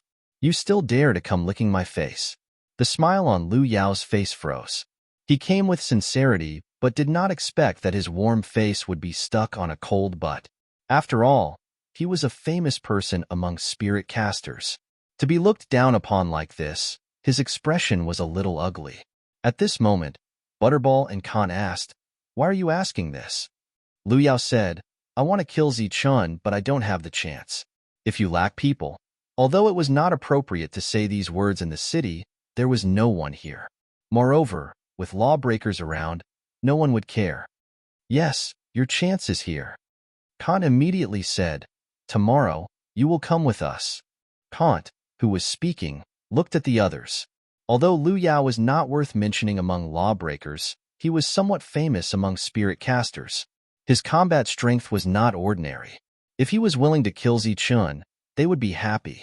Immediately, they nodded. At the same time, they looked at Lu Yao and found him more pleasing to the eye. Marcus quietly left the mansion and went to look for Albert. Once Zichun left tomorrow, he would definitely be in danger.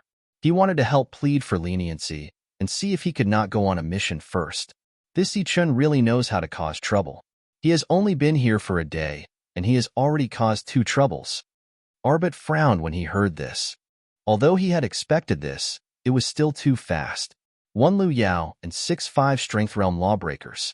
Just thinking about it gave him a headache. Sir, it's not that Zichun wants to cause trouble. It's that they are deliberately looking for trouble. Marcus said, Now, can you? Without waiting for Marcus to finish, 8-Bert shook his head. We've already troubled the higher-ups last time. If we go again, I'm afraid we won't be able to help and will be punished. 8-Bert thought for a moment and said, Go tell Zichun to be careful. He doesn't have to complete the mission. Try to stay alive. Marcus saw that the Lord was troubled and did not say anything else. After returning, he could only pass on the message to Zichun. Zichen looked at Marcus and smiled. The other party was really good to him. Don't worry, I won't die so easily. A cold glint flashed in Zichen's eyes. If I want to break through quickly, I naturally have to take some risks. When Marcus heard this, his expression changed. He looked at Zichen in disbelief. They want to cause trouble for me, and I happen to want to have a heart-to-heart talk with them. Zichen sighed. After all, I'm new here and don't know the people here. They took the initiative to find me. It's a timely help. It's really touching. Moreover, we're just taking what we need. Looking at Zichen's confident smile, Marcus felt more at ease. Early the next morning, Phoebe came. As if worried that Zichen would not go, the 6 of them came and personally asked Zichen to go on a mission. Chapter 50-70. The 6 of them had personally come to get Zichen. This was unprecedented, and they seemed to have a lot of faith. However, those who heard the news knew very well that once they left the city today, Zichen might not be able to come back. However, the other party could not refuse. Zichen walked out when he heard the news. He looked at the 6 people in front of him. Why are you in such a hurry? Are you rushing me? Phoebe snorted coldly. They were rushing Zichen's life. However, he obviously would not say it out loud. He could only say solemnly, the law-breaking beasts are wreaking havoc everywhere. Naturally, we have to get rid of them quickly. This way, fewer innocent people will die. Looking at the righteous expression on the other party's face, Zichen could not be bothered to respond. Is everything ready? Zichen asked. What? Phoebe was stunned. Martial Jingshire? If you guys encounter an accident, the Martial Jingshire might be able to save your lives. Zichen said indifferently, if you don't have the Martial Jingshire when danger approaches, you'll probably die. They looked at each other and saw the anger in each other's eyes. Zichen was very bold. At this stage, not only did he not take the initiative to beg for mercy, he even dared to threaten them. If you're ready, quickly lead the way. If you're not, I'll wait for you for a while. Zichen glanced at the few of them. Cultivation was not easy. If these rich people were willing to help, it would be best. We don't know what you're talking about. Let's go now. Phoebe urged. Killing the law-breaking beasts is very important. Don't waste any more time. Since he had reminded them, Zichen did not say anything else. Then, the 6 people spread out and almost surrounded Zichen, escorting him out of the city. During this time, some people wanted to see the final result and followed behind. However, after Phoebe and the others glanced at them coldly, they could only stop and did not dare to move forward.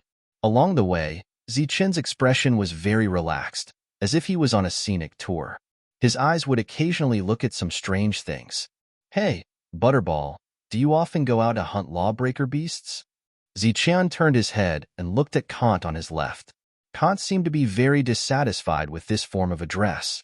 A wisp of anger flashed in his eyes, but he did not reply. I'm asking you a question. Zichen frowned. Didn't you hear me? Yes, I go out a lot, Kant said. Because there are mineral veins outside and some people need to be protected, we often clean up some Dharma breaker beasts. Hearing Kant's reply, the other 5 people looked at him with disdain. Zichen sighed. It seems that no matter if you come in or out, you can't avoid the fate of mining. Yesterday, Marcus had told him that some of the 3 strength realms who came here still had to mine. Even some of the 4 strength realms had to mine.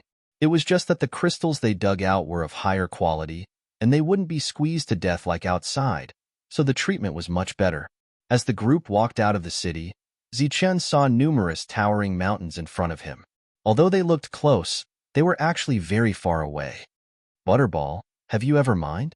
No, Dharma breakers are of noble status. They don't need to mine. Kant didn't care about the others' disdain. In short, he would answer all of Zichen's questions. Zichen seemed to see that he was very cooperative, so all of his questions were directed at him. To be able to remain so calm in such a place, you sure have guts. After walking out of the city and walking for a while, Phoebe suddenly spoke with a cold voice. Zichen glanced at him. You're not small either. You've already suffered once, but you still haven't learned your lesson. Everyone's expression changed slightly. What happened last time was just an accident. Phoebe's eyes flickered with a cold light. This time, he seemed to realize that he had misspoken, so he quickly shut his mouth. The others also stared at Phoebe with warning eyes. They had just left the city. If Zichen changed his mind and ran away, that would be troublesome. Zichen said disdainfully, "What's the point of pretending at a time like this? I know very well what you're scheming. There are only two paths this time. One is for you to kill me, and the other is for me to kill the six of you." Everyone's expressions changed again. They didn't expect Zichen to have guessed it. Butterball and Khan immediately asked, "Didn't you say that we can use martial crystals to trade for our lives?" Butterball regretted it as soon as he said that. Sure enough, the other five looked at him as if they were looking at an idiot. Their expressions were full of disdain, as if they couldn't be bothered to be associated with him. Zichen laughed when he heard that. "That's right. We can use it to save our lives." He looked at Kant.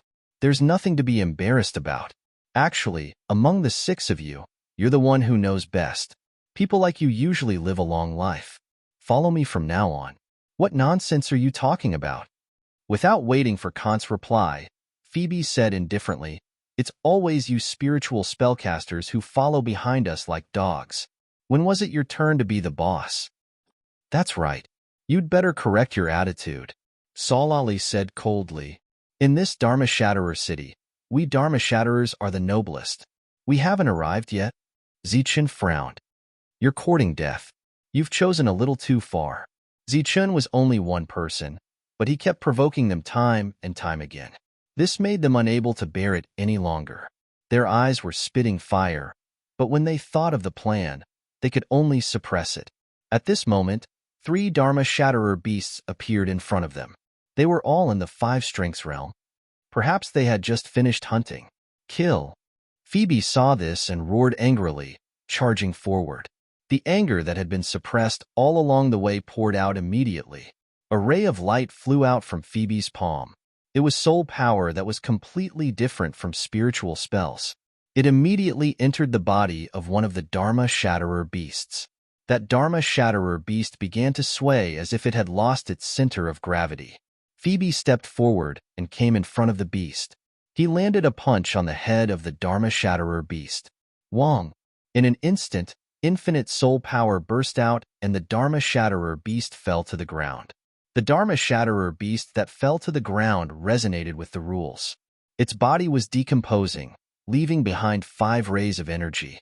It was actually pure energy. 1 ray was equivalent to 100 ordinary rays of energy.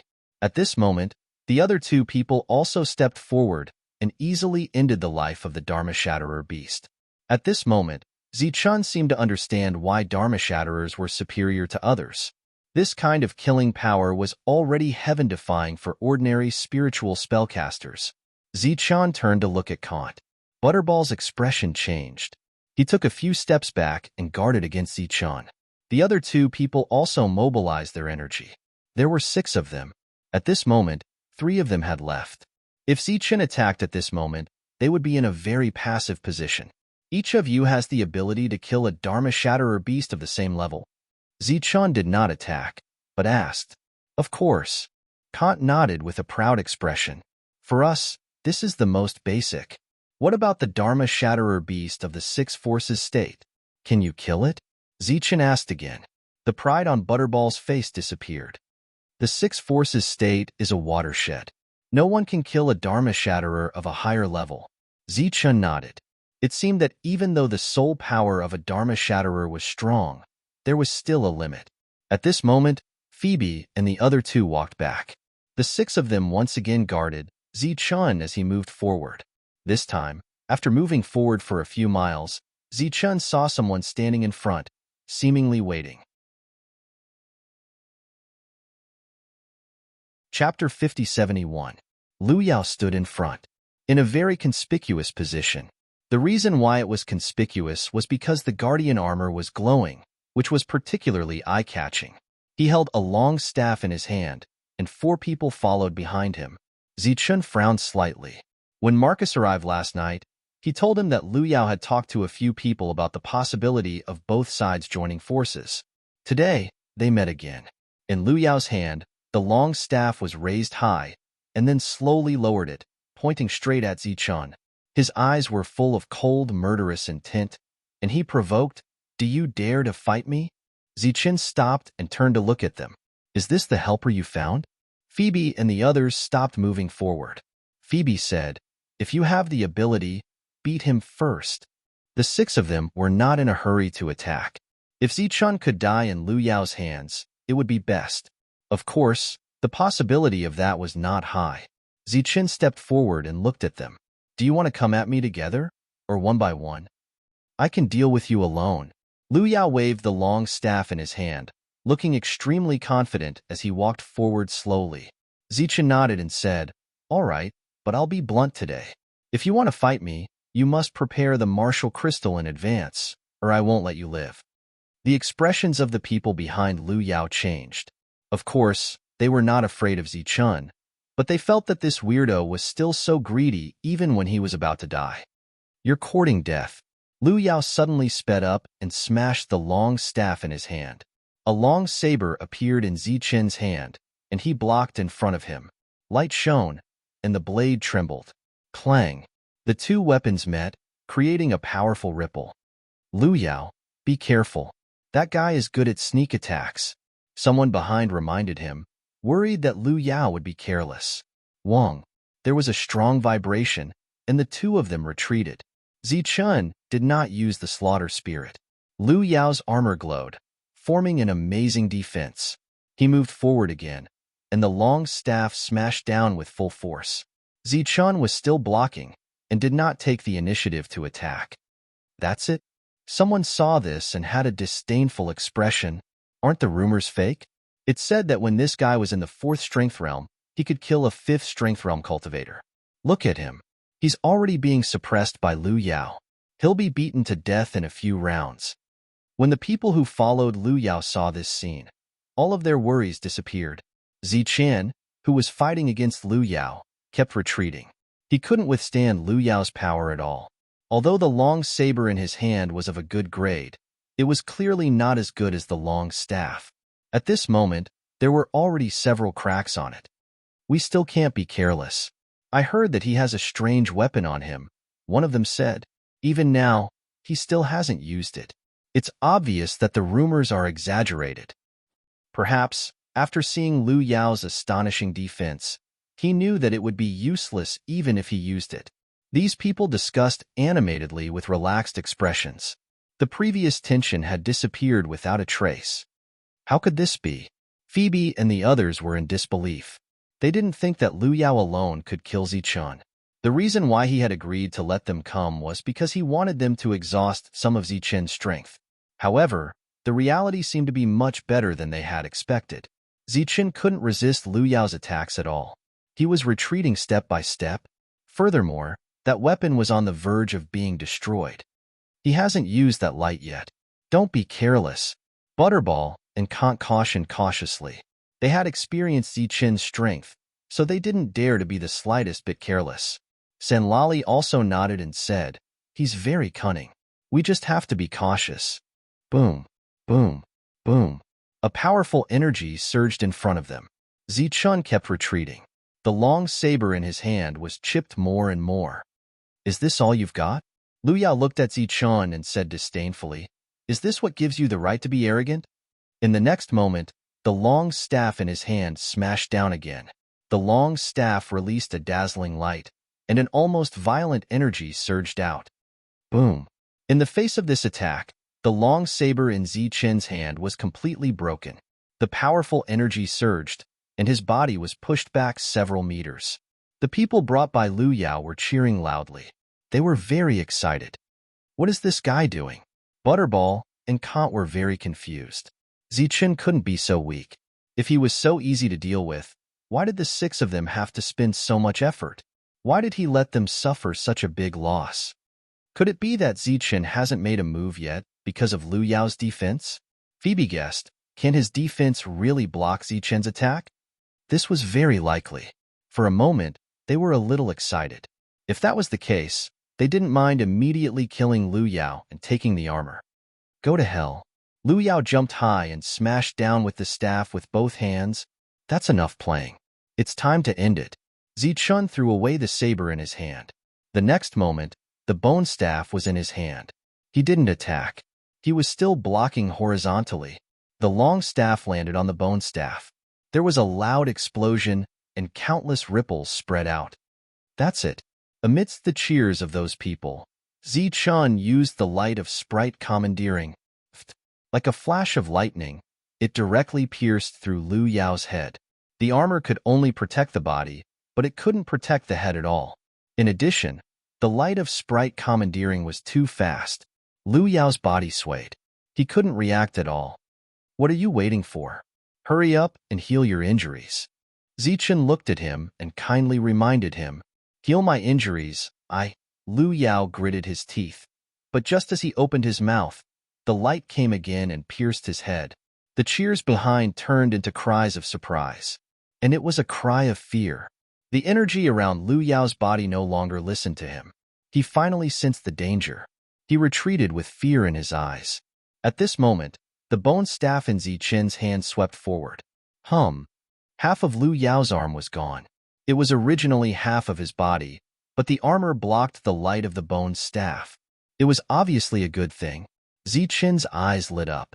He attacked again.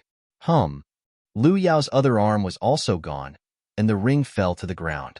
Don't kill me! Don't kill me! Lu Yao shouted in fear. At this moment, he was finally afraid. As for the people in the distance, they were so scared that they retreated. They didn't expect Zichun to be so terrifying. Phoebe and the others looked at each other, and they all had an expression of, as expected.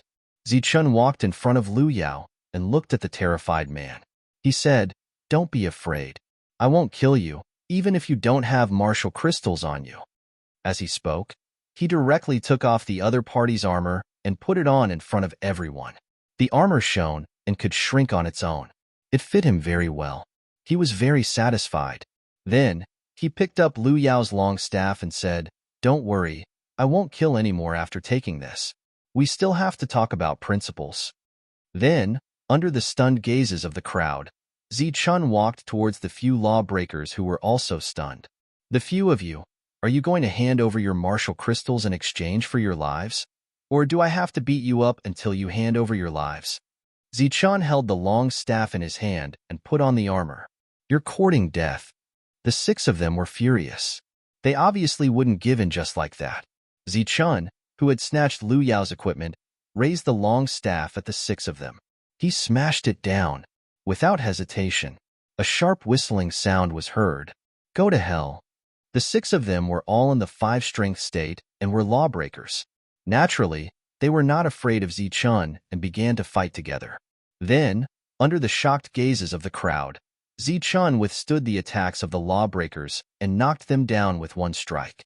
In less than 10 breaths of time, the 6 of them who were full of confidence earlier began to beg for mercy. "I have martial crystals." Butterball and Kant reacted the fastest. They immediately took out a piece of martial crystals and raised it. He had prepared it long ago in case something happened. Chapter 5072. Butterball and Kant fell to the ground and quickly got up, taking out a piece of martial crystal. "I have a martial crystal. I have it." His reaction was the fastest.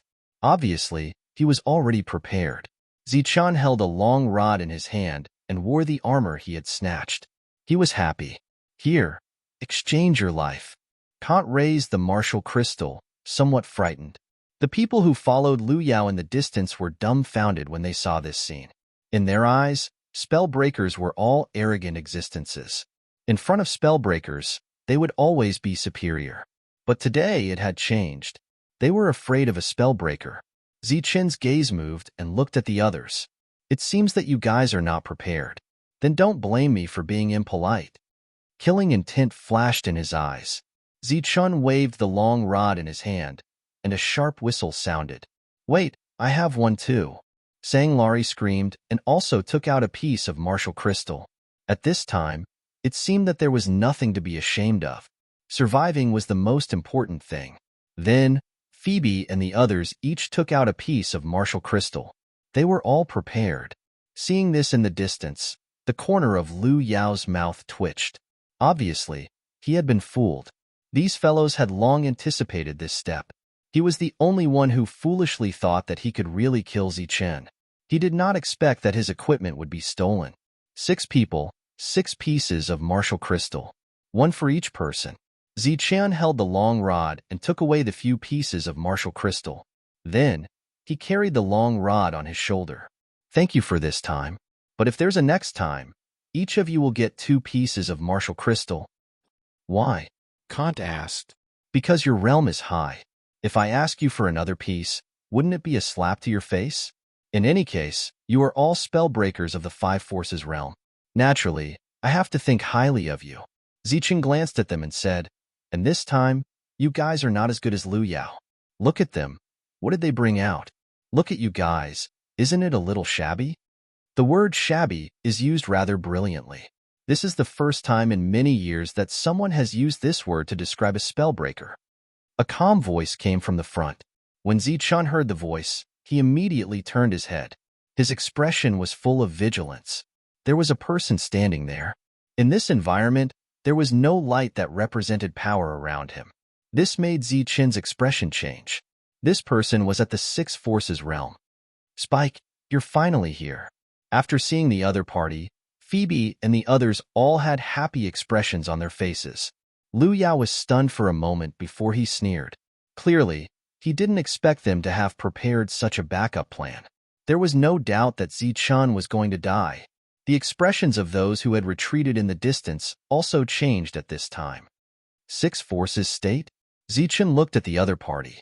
Marcus had told him before that those at the 6 forces realm would not care about such matters. Under normal circumstances, he could only get rid of those 6 spellbreakers. That would be equivalent to resolving the crisis. You've got guts. How dare you steal from the spellbreakers? Spike walked forward. In your eyes, do you have any respect for the rules? You said steal. That's not right. Zichen corrected him. When they were in danger, I righteously saved their lives. Therefore, each of them gave me a piece of martial crystal as thanks.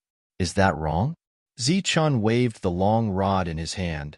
Compared to Lu Yao, their thanks were much more shabby. They even gave me their equipment. Lu Yao was so angry that he wanted to vomit blood. This guy was obviously lying through his teeth. Spicer shook his head. No. Actually, the truth is that you came here and suddenly became greedy, snatching everyone's resources. Spike, happened to pass by and helped you. I accidentally killed you. It turned out that this was the other party's plan. That's right. We can all prove it. Phoebe sneered. Those people in the distance also shouted. 6 strength state. Zichen had fought before. However, he had never fought with a 6 strength state spellbreaker. He wondered if his soul power could block it. Wong. Without saying much, Spike charged towards Zichen with his soul power vibrating. Zichen held the long rod in his hand. Wearing his armor, he charged towards the other party. However, Spike only took a few steps forward and stopped. His expression was relaxed. With a flick of his finger, a ray of light flew out. The long rod smashed down and landed on it. It was not an attack of the same level. That ray of light quickly followed the long rod and entered Zichen's mind. Zichen suddenly felt a sharp pain in his head, and his speed slowed down. Compared to a 6 strength state spellcaster, this move of a spellbreaker was much more terrifying. That's it? Looking at Zichen, who suddenly stopped, Spike smiled in disdain. The light in his hand flashed again. His soul power was like a real ray of light that flew towards Zichen. Zichen stood there and wanted to avoid it. However, he did not succeed. The ray of light landed on his body and entered his mind. Its attack power was stronger than before. Zichen let out a scream and the long rod in his hand fell to the ground. Wong. A second ray of light appeared in Spike's hand. Zichen directly fell to the ground. The intense pain made him roll on the ground. As expected, no matter how powerful you are, you can't fight someone of a higher level. Seeing this, Phoebe sneered. The difference between 6 strength state and 5 strength state is like heaven and earth. Zichen could block their attacks. However, he could not block the attacks of a 6 strength state spellbreaker. When Lu Yao saw this, he was extremely happy. This was the foundation of a spellbreaker's strength. This was also the real reason why spellcasters were inferior. Here, lawbreakers were able to develop mysterious soul power. Spike walked in front of Zichun. He held a soul light sword in his hand and pointed the tip of the sword at Zichun. He looked at the few of them and asked, "Kill or not kill?" "Kill." The few of them did not hesitate. They came here to kill Zichun. Wang. At this moment, the light of spirit commandeering moved. Like a bolt of lightning, it charged towards Spike. Spike sneered and said, "Is it useful?" A real light appeared. It carried the power of rule force and blocked the light of spirit commandeering. At the same time, the soul light sword in his hand landed on Zichun's body. Swish! The soul light sword directly entered the sea of consciousness. With the will to destroy everything, it charged towards Zichun's soul. Zichun felt that his soul was about to be torn apart. He let out a scream and almost fainted. His body was still rolling, still struggling. He's not dead yet. Interesting.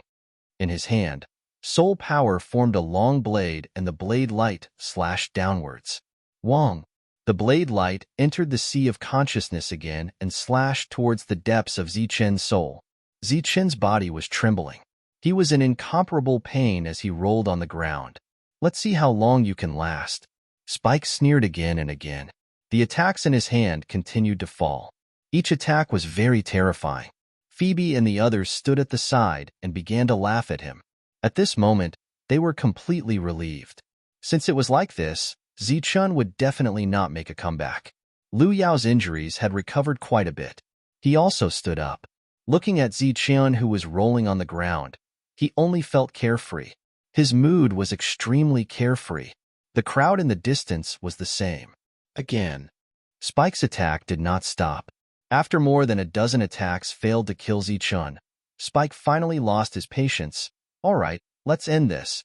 In his hand, soul power turned into a spear. On the spear, there seemed to be blood dripping. A powerful aura was released. In the next moment, he held the spear in his hand and pierced towards Zichun's head. Wang. The light of the spear entered the sea of consciousness. With a murderous aura of destruction, it fell into the depths of Zichun's mind.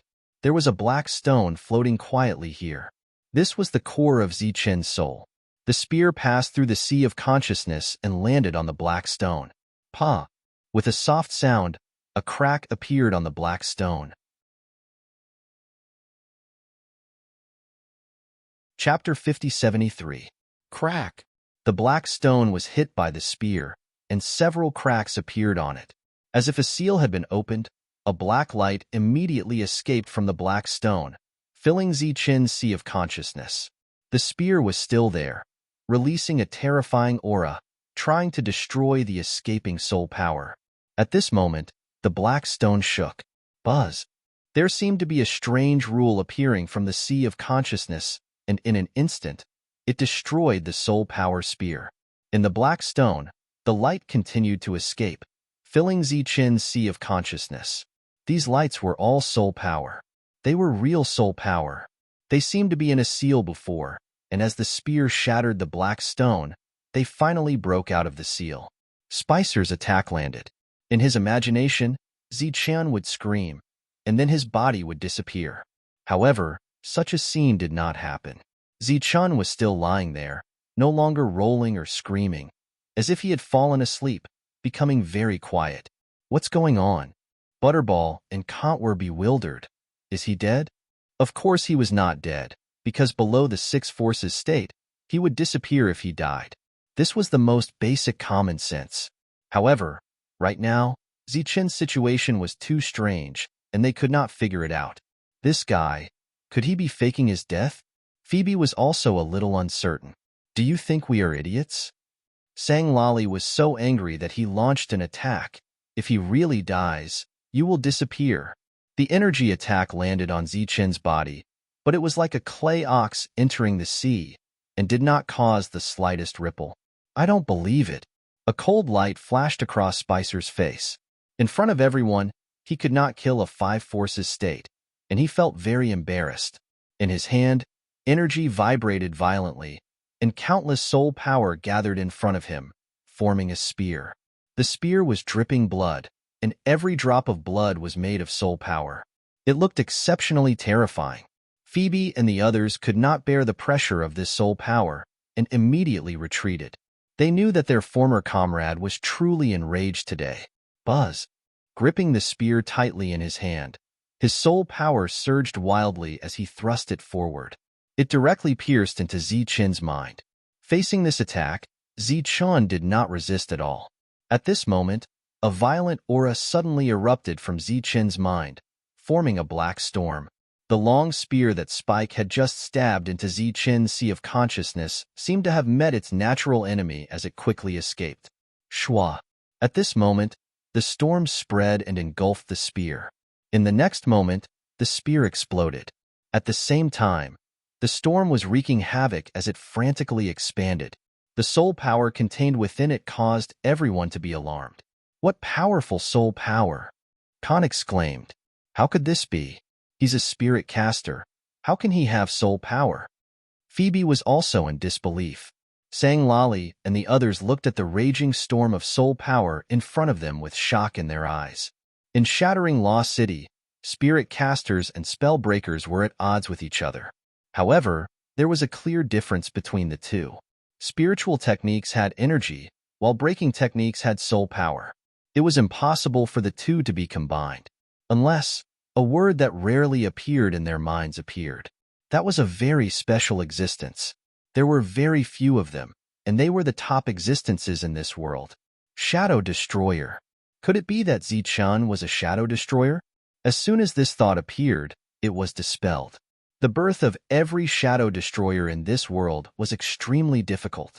Moreover, there would be abnormalities a long time ago. It was impossible for it to be like this. But what was the deal with that soul power storm? Retreat quickly, that guy is strange. Spike shouted loudly. Only he, who had reached the Six Forces state, understood how terrifying the storm ahead was. It contained powerful and terrifying rules. Even though he had already come into contact with rules, he still felt a strong sense of danger from it at this moment. Right now, once the storm touched him, it would definitely be a crisis of death. And such a soul power storm did not seem like one that a Five Forces state should have. The spell breakers began to retreat. Of course, Lu Yao and the others also retreated.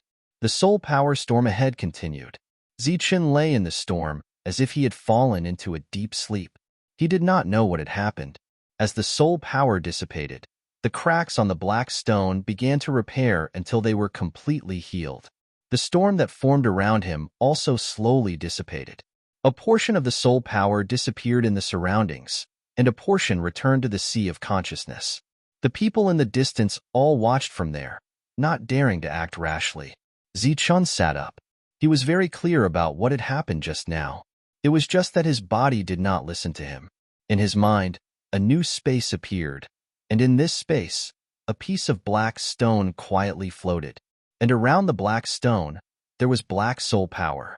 It was extremely dense and sticky like fragments. This soul power was real, but when Zichun tried to mobilize it, he did not succeed. It was like a huge rock placed in front of him, but he did not have the strength to move it. After trying a few times without success, Zichun felt very regretful. He had a strong feeling that as long as he had enough power to mobilize this soul power, he would become a spell breaker. Phoebe and the others had not retreated yet. They were still standing in the distance and watching. But now, they looked at Zichun as if they were looking at a monster. The soul power storm just now was too terrifying. Zichun also glanced at them. Without saying anything, he walked forward. Everyone immediately looked at Spicer. Spicer shook his head. The current Zichun, although looking normal, still gave him a dangerous feeling. He might have a treasure on him that can block my soul power attack. Spicer said, and you guys can't beat him. It might be because of this. Spicer's guess was already 80% close to the truth. It was just that he did not know that the treasure had already fused with Zichun's soul. Or in other words, that was Zichun's soul. It was just that after coming to this world, it had been sealed. And this time, because of Spicer's attack, a layer of the seal was released, allowing Zichun to face his own soul here. Under such circumstances, it would be very difficult for Spicer to kill him again. Zichun retracted the light of imperial spirit, picked up the long rod, and carried it back. Phoebe and the others watched as Zichun left. No one dared to stop him. They didn't have the strength to stop Zichun, and Spicer didn't know how many soul power storms could be unleashed by that precious treasure. Because that storm was too terrifying. Once he was swept up, even if he was at the 6 realms, he would not be able to survive. Zichun entered the city and walked towards his residence. Along the way, when everyone saw Zichun, they all looked as if they had seen a ghost. Wherever Zichun passed, there would be countless exclamations. Chapter 5074. Zichun's return caused a sensation. Everyone came out to take a look. When they saw Zichun's battle armor and long staff, everyone was dumbfounded. They exclaimed, "Isn't that Lu Yao's equipment? Why is it with Zichun?" Zichun arrived at his residence without a word. Marcus had already heard the news and was waiting here. Seeing Zichun's equipment, there was a hint of surprise in his eyes. "Where's Lu Yao?" he immediately asked. "Behind. He should be back soon," Zichun said. "Oh." Marcus seemed surprised because under normal circumstances, it should be a life and death battle. "He gave this to me. How can I have the nerve to kill him again?" When Zichun spoke, many people in the distance were listening and were extremely surprised. Did he defeat Lu Yao? What about Sanglarry and the others? Marcus asked again. This was also the question in everyone's heart. At this moment, they all looked at Zichun. Zichun said, "They'll be back soon." That's it? Marcus was looking forward to it. He didn't expect to get such an answer. "What else?" Zichun asked. "They didn't make things difficult for you?" "No." Zichun said, "They're good people. After taking me out for a chat, each of them gave me a piece of martial crystal." As soon as this was said, it immediately caused an uproar. They remembered what Zichun said yesterday. If they wanted to live, they had to prepare a piece of martial crystal. Now it seemed that all 6 of them were defeated and had to take out martial crystals in exchange for their lives. For a moment, everyone was extremely shocked. They were all guessing how Zichun did it. Soon, the news came that they had indeed returned. No one died. Zichun returned to his room and continued to study his soul power. Phoebe and the others returned. They were no longer as energetic as when they left. They were all dejected. Even Spike, who was at the 6 Forces realm, could not kill Zichun. It would be too difficult for them to kill Zichun. In the room, Zichun tried again and again to circulate his soul force, but to no avail. The soul power in his sea of consciousness was abundant and powerful, but he was unable to mobilize it. Those who had not been mobilized were naturally spirit spellcasters. Once there was soul power, it would be the combination of a spirit caster and a spellbreaker. Shadow Destroyer. Marcus had said that such existences were extremely rare because they were extremely powerful. Phoebe and the others returned. The news of their failure to plot against Zichun once again spread. This infuriated them greatly. Damn it, not only do they have those strange weapons, but they also have treasures that can protect their souls. Why is it that he has all the good stuff? Phoebe was very angry. Even now, they still believed that the reason Zichun was still alive was that the supreme treasure on him was protecting him. "What should we do now?" Butterball and Kant said. "Are we going to let him get away with it and then mock us?" Sanglarry said, "What else can we do? If we can't kill him now, are we going to find a 7 Forces realm cultivator?" Of course, this was unrealistic. The reason why they could find Spike was that they were very familiar with each other and had been in the same realm for a long time. That was why they were willing to help. The few of them gathered together and did not think of a good idea. Instead, they accumulated a bellyful of anger. When the news spread, Zichun shocked everyone again. Marcus went to tell 8-Bert the latest news. After 8-Bert heard it, a look of shock immediately appeared on his face. Even a 6 Forces realm cultivator can't kill him? His expression changed. What kind of supreme treasure is that? Spike was a 6 Forces realm spellbreaker. If he faced 8-Bert head-on, 8-Bert had no confidence in winning. Now, he finally understood why Zichun was not afraid of those spellbreakers. It turned out that he had the protection of a soul power supreme treasure. This kind of thing was definitely rare in Pofa City. Arbort tapped the table lightly with his finger and fell into deep thought. You know everything? He looked at Marcus. Marcus did not know what 8-Bert was thinking. He said directly, the people who came back didn't hide it. The news should spread soon. 8-Bert nodded and said, what kind of supreme treasure do you think it is? Marcus shook his head. I'm not sure. I've never seen it before. Maybe it's not a supreme treasure, but Zi-Chin's original soul power. A spirit spellbreaker can't have such powerful soul power. 8-Bert said again. Say, if I have this supreme treasure, will I not be afraid of the spellbreakers?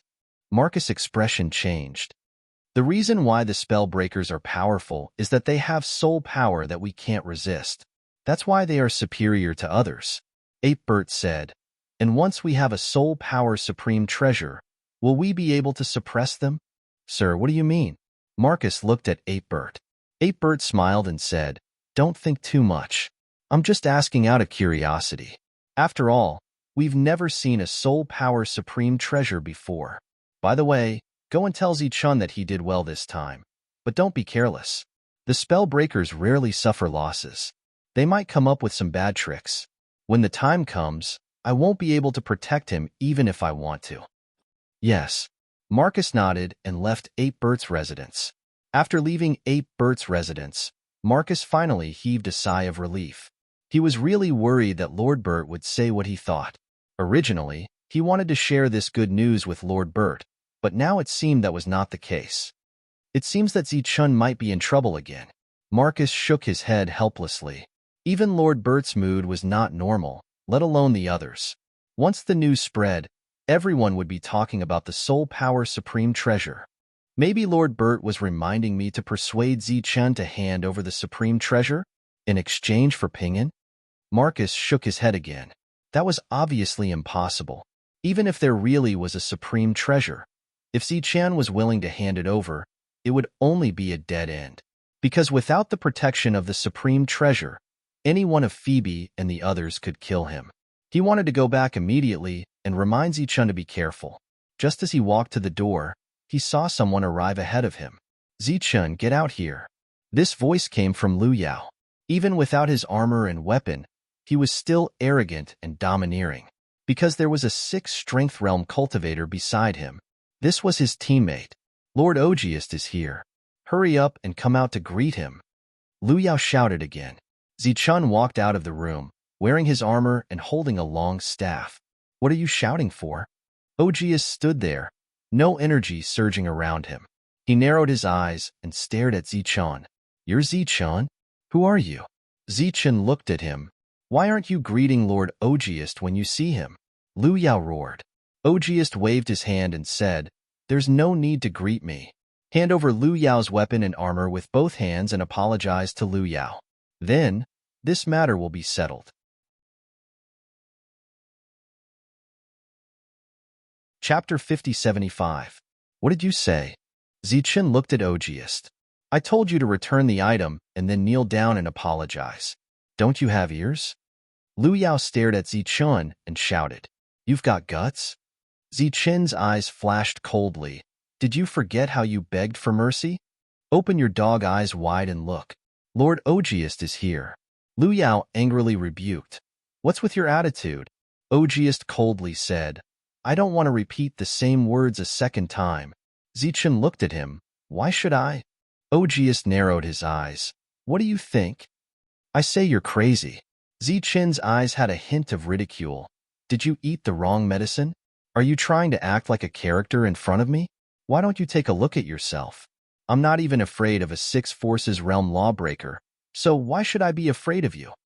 Zi-Chun's rude words caused an uproar. This was clearly a confrontation, and there was no room for reconciliation. You want to die? Ogiest's eyes flashed with killing intent. He originally thought that as long as he said a few words, the other party would definitely obediently return the item. He never thought that the other party's attitude would be so bad. If you have the ability, then do it. If you don't, then get lost.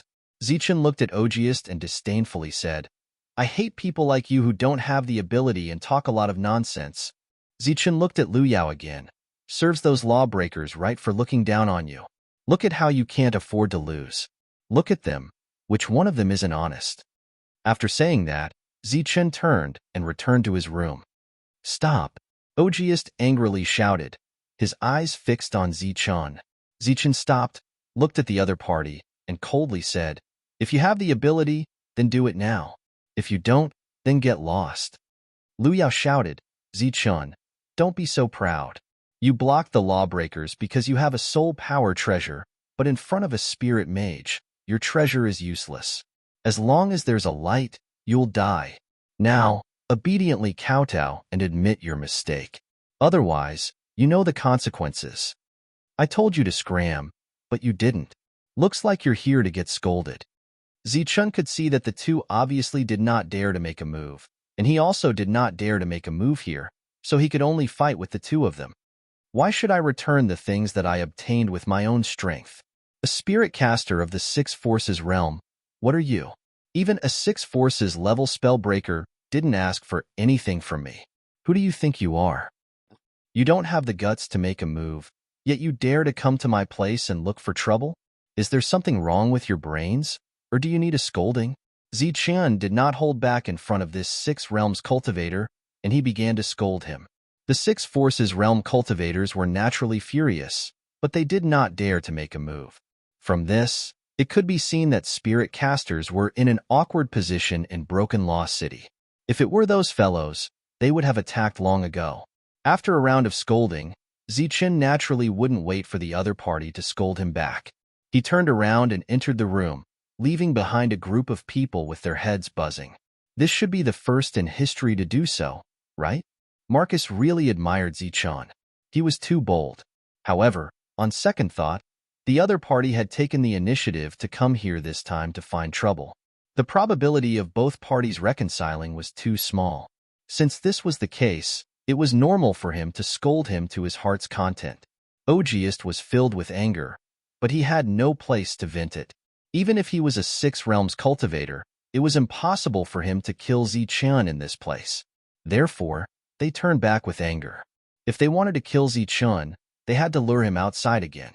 For a Six Realms cultivator, this was obviously not a difficult task.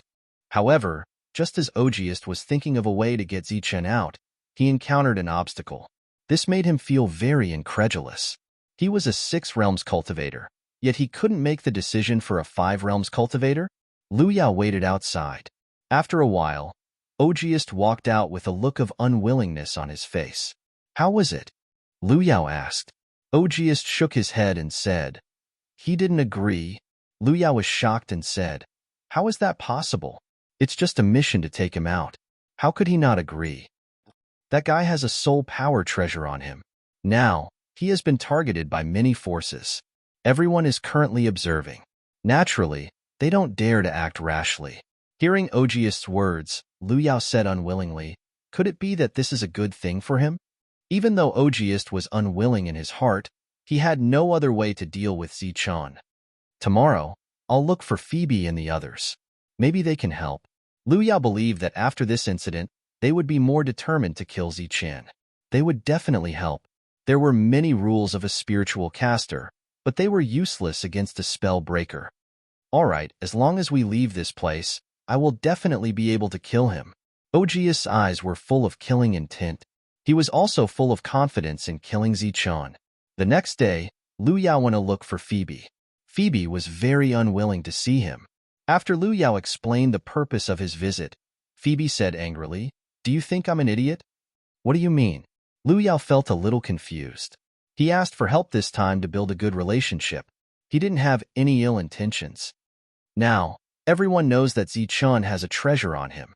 You want me to take him out. Isn't it because you want to snatch that soul power treasure?" Phoebe said coldly. "You misunderstood. We don't mean that. We don't know what that treasure is. We just want to kill Zichen." Lu Yao promised solemnly, "As long as we can take Zichen out, we can kill him. Even if there is a treasure, we won't take it." Phoebe's expression softened. "You can go. Now, no one can take Zichen out." Lu Yao's expression suddenly changed. "Even you can't?" "This is the order of the higher-ups. No one can." Only then did Lu Yao realize the seriousness of the matter. It seemed that there were too many forces paying attention to Zichen's soul power treasure. These forces formed some kind of restraint between each other, and no one was willing to be the first to act. Liu Yao walked back, but he wasn't too disappointed. After all, he had talked to Phoebe, and there was still a possibility of cooperation in the future. Zichen stayed in his room, and for a long time, no one came to look for him. Even Marcus, who lived next door, did not come to look for him. Zichen stayed in his room and refined the energy. After refining the energy, he went to the Hall of Spiritual Spells to exchange.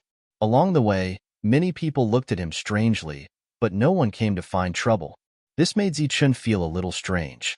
Even when the spiritual power in his body was almost refined, no trouble came to him. Zichen didn't refine those martial crystals. It wasn't that he didn't want to, but he couldn't bear to. He hoped to gather them together and exchange for a martial crystal source. Who knows, he might be able to advance again. Since no trouble came, he could only rely on himself. Otherwise, if he continued to stay in his room, there would be a day when the energy would be exhausted and he would die. And for such a long time, he had tried countless times to control his soul power, but to no avail. Maybe he had to reach the Six Forces realm. The slaughter spirit had long refined all the killing crystals and urgently needed to replenish. His resources were already stretched to the limit. Zichen left his room and went to find Marcus. He wasn't there, so he went to the place where the lawbreakers were and directly found Butterball and Kant. "Take me out and find some work." Seeing Butterball, Zichen directly explained his purpose. Chapter 5076. I still don't have a draft. My thoughts aren't clear. I'll update tomorrow. Thunder Warrior won't be updated today. It'll be updated tomorrow. It's in your hands. Please wait a moment. After the content is updated, please refresh the page to get the latest update. Chapter 5077. Butterball and Kant looked at Zichen as if they were looking at an idiot. "Didn't you hear me?" Zichen looked at Kant, who didn't react. "What did you say?" Kant wanted to confirm. "Take me out and find some work," Zichen repeated. Kant laughed, his eyes full of sarcasm. "Why?" Zichen clenched his fist. "Because of this?" Kant's smile froze, and his eyes flashed. You dare to touch me? You dare to disregard the rules of Dharma Breaker City?" "I was walking by accident and stepped on your face. Does that count as breaking the rules?" Zichen asked. Kant's eyes twitched. Of course, he knew what Zichen meant. Even a blind man wouldn't step on his face if he was walking by himself. That was a warning. He looked around, but there was no one else. What if he really stepped on his face? "Why me?" Kant asked. "Why not them?" "I told you last time that people like you can survive easily," Zichen said. "So, you will follow me from now on because you have a long life?" At this moment, people came from afar. Zichen had become famous recently. His words and actions were all closely watched. "What did you say?" Butterball and Kant saw people coming, so they raised their voices. "How dare you talk to a Dharma breaker like that?" Zichen touched his chin. "If you shout again, I will beat you to death." Kant's head shrank. He was really scared of Zichen. "Someone is watching. You don't dare to do it here," Zichen said. "I can hit you and then insist that you were the one who started it." You. Shameless. Kongdo was really scared. He had run into a scoundrel. "What do you want?" Zichen stretched out 2 fingers and said, "You have 2 choices. One is to take me out and bring back some resources. The second is that you refuse to take me out and give me some resources so that I can continue to cultivate." "On what basis?" Seeing Zichen raise his fist again, Butterball and Kant were completely terrified. Ignoring the strange looks from the others, he sat down on the ground. "No one dares to let you out now. Everyone is watching you." Zichen had also guessed this. Recently, even Marcus did not look for him. It seemed that he was deliberately avoiding something. "Everyone won't do anything to you. But if you go out on your own, it'll be a different story." Butterball and Kant said cautiously, "That is to say, after you go out, those who were originally restraining each other may all deal with you. If you go out, you won't be able to come back. With your current strength, a 6 powers realm spirit caster can easily kill you. Obviously, Kant also thought that Ziqian was not afraid of Spicer because of some soul power treasure. But if he met a 6 powers realm spirit caster, he might not be able to do it. Ziqian nodded and said, "What you said makes sense. Then give me some resources and I won't go out." Kant, take him out. At this moment, Phoebe came. He looked at Ziqian and sneered. Since he doesn't know what's good for him, why do you care about him? Ziqian glanced at Phoebe. Other than him, Sanlery and the rest also came. Obviously, they had heard the news. Butterball looked at Phoebe and the rest, then looked at Ziqian and nodded. "All right, if you really want to go out, I'll take you out." "Let's go," Ziqian said directly. Kant was stunned. "Don't let's go. The stock is running out and I'm in a hurry." Ziqian walked forward. Kant glanced at the rest and they all nodded coldly. Kant followed. Ziqian wanted to go out. This news spread quickly and attracted the attention of many people. Then, many people followed him out of the city. This time, Ziqian will definitely die. Phoebe also came out. Looking at the people in his field of vision, he sneered. Sanlery and the rest nodded. With just a glance, they saw a few 6 powers realm spirit casters. A 6 powers realm spirit caster obviously did not come out to watch the show. "Spicer, you came out too?" Sanlery looked behind and Spicer also came out. "Not only me, many people came out too. They all want to see what Ziqian's soul power treasure is." Spicer walked over. They looked into the distance and saw a few 6 powers realm lawbreakers. "Are they going to attack too?" Phoebe asked. "Of course they won't attack Ziqian. But once Ziqian dies and the soul power treasure appears, it's hard to say." The reason why the 6 powers realm lawbreakers did not attack Ziqian was because Spicer had already attacked once but did not succeed. The others obviously did not want to attack again because once they failed, it would be very embarrassing. In Shattering Law City, the lawbreakers valued their reputation very much. This was also why Phoebe and the rest kept finding trouble with Ziqian. The reputation that was lost had to be recovered. Otherwise, it would always be a joke. Lawbreakers had taboos, but spirit casters did not. Any of the 6 powers realm who went out could attack Ziqian. Butterball and Kant looked at the calm Ziqian and asked, "Aren't you afraid?" "Afraid of what?" Ziqian asked back. His voice was calm, and there was no trace of nervousness. "I'm a little impressed by you." Kant sighed. "It's obvious that your life is in danger, and you're still so calm. I just saw that there are at least 5 6 powers realm cultivators who came out. And this is just spirit casters, not spell breakers. So what if there are many people?" Ziqian said indifferently, "Can we still join hands?" Kant pursed his lips. His meaning was obvious. "Is it worth it for others to attack someone like you?" I said, "I called you out to ask you to help me find the law-breaking beast. If you don't cooperate, I'll snatch it from you." Ziqian looked at Kant, who was looking around, and warned him, "Don't worry, I know where it is. I'm just afraid that you can't beat it." At this moment, Kant did not dare to argue with Ziqian. Ziqian could lose his life at any time. There was no need to fall out with the other party now and be beaten up. Besides, he did not have Marshal Jingshir with him.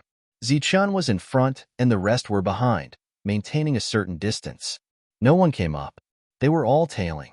Butterball and Kant really brought Ziqian to a place with law-breaking beasts. They saw 2 of them at a glance. "Do you need help?" Butterball asked. Ziqian said, "Watch carefully. See if they dare to come and cause trouble." Ziqian, who was speaking, walked straight ahead. When the 2 law-breaking beasts saw Ziqian, they immediately rushed towards him. The crowd in the distance stopped. This was Ziqian's first battle. 2 law-breaking beasts of the 5 strength realm were much stronger than spiritual casters of the same level. Only law-breaking beasts could fight one-on-one. This time, Ziqian was fighting 1 against 2. In the eyes of many, it was suspicious of him being arrogant. Some people even concluded that Ziqian was going to throw his life away. The 2 sides met. The law-breaking beasts pounced forward. Ziqian struck out with his palm. Buzz! The light in his palms intertwined as if there were rules appearing in front of him. A law-breaking beast of the 5 strength realm was immediately disintegrated. Ziqian took a step back, avoided the attack of the other, and then struck again. Buzz! It was the same attack that swept past the body of the second law-breaking beast. The two law-breaking beasts were disintegrated one after another. In an instant, the battle ended. Butterball and Kant were dumbfounded. Chapter 5078. I am really sorry. My mind is in a mess, and I really can't figure it out. I will take another day off to sort out the storyline. Thunder Marshal, take another day off. Currently in progress, please wait for a moment. After the content is updated, please refresh the page to get the latest update. Chapter 5079. Two law-breaking beasts were killed, leaving behind a total of 10 streams of pure energy. Zichun stepped forward and kept the pure energy. Then, he turned around and looked at the stunned Butterball. Not bad. Let's go to the next place. Butterball regained his senses and immediately followed. His heart was filled with shock. Killing two law-breaking beasts in an instant and using spiritual energy. Just this move alone was much stronger than other spiritual casters of the same level. Even compared to law-breaking beasts, he was not inferior. During this time, Butterball secretly looked behind him and realized that everyone was stunned. It's not easy to come out. It's best to find a place with more law-breaking beasts. Zichun looked into the distance and did not notice the people behind him. It was as if they did not exist. You're really not afraid? Butterball and Kant asked unwillingly. There are so many of them in the Six Forces state. Each of them has the ability to tear you apart. They are eyeing you covetously and can kill you at any time. Zichun looked at Kant and asked, why would the Six Forces state want to kill me? Kant subconsciously said, because you have a treasure. Zichun laughed. So, they are after the treasure? Kant continued, of course, they won't be so direct, but they will create some trouble. For example, the Five Forces state will take the initiative to provoke you, just like last time. At this point, Kant immediately shut up. After all, it was not something to be proud of. Butterball finally said, there must be a reason for the Six Forces state to make a move. Zichun still had a smile on his face. So, you think someone will dare to create some trouble? Butterball was stunned. Only then did he understand what Zichun meant. According to Zichun's previous methods, the Five Forces state would be courting death if they dared to come. He believed that no one would be so stupid. While they were talking, the two of them encountered another Five Forces realm lawbreaker beast. This time, there were 6 of them. Zichun's expression changed, and he excitedly slapped Butterball. Caught off guard, Butterball was knocked to the ground. You did a good job, kid. Follow me from now on. Don't follow Phoebe and those idiots. They'll get you killed sooner or later. With that, Zichun took out Lu Yao's staff and ran forward. The people who followed behind all stared with wide eyes, feeling incredulous. These were 6 lawbreaker beasts. Was he going to fight 1 against 6? Lu Yao looked at his staff and armor and was infuriated. Zichun was using his things to show off. Zichun faced off against the law-breaking beasts and swept the staff in his hand. Everyone saw a flash of light as 3 law-breaking beasts were swept away. Then, Zichun held the staff in his left hand and blocked a law-breaking beast. He struck out with his right hand, and light crisscrossed between his palms like the most ruthless rule in the world.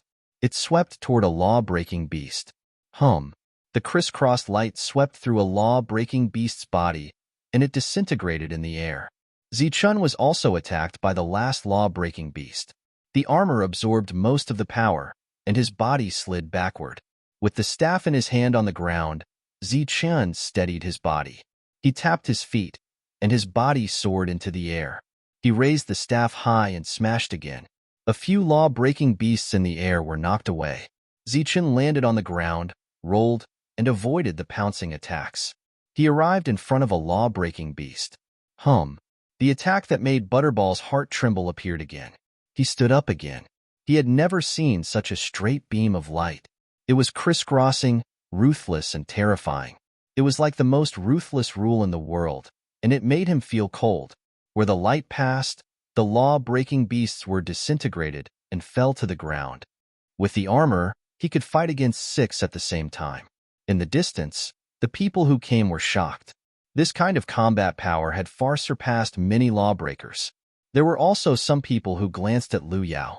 Before Zichun came, Lu Yao was very famous. This was why he dared to trouble Zichun that day.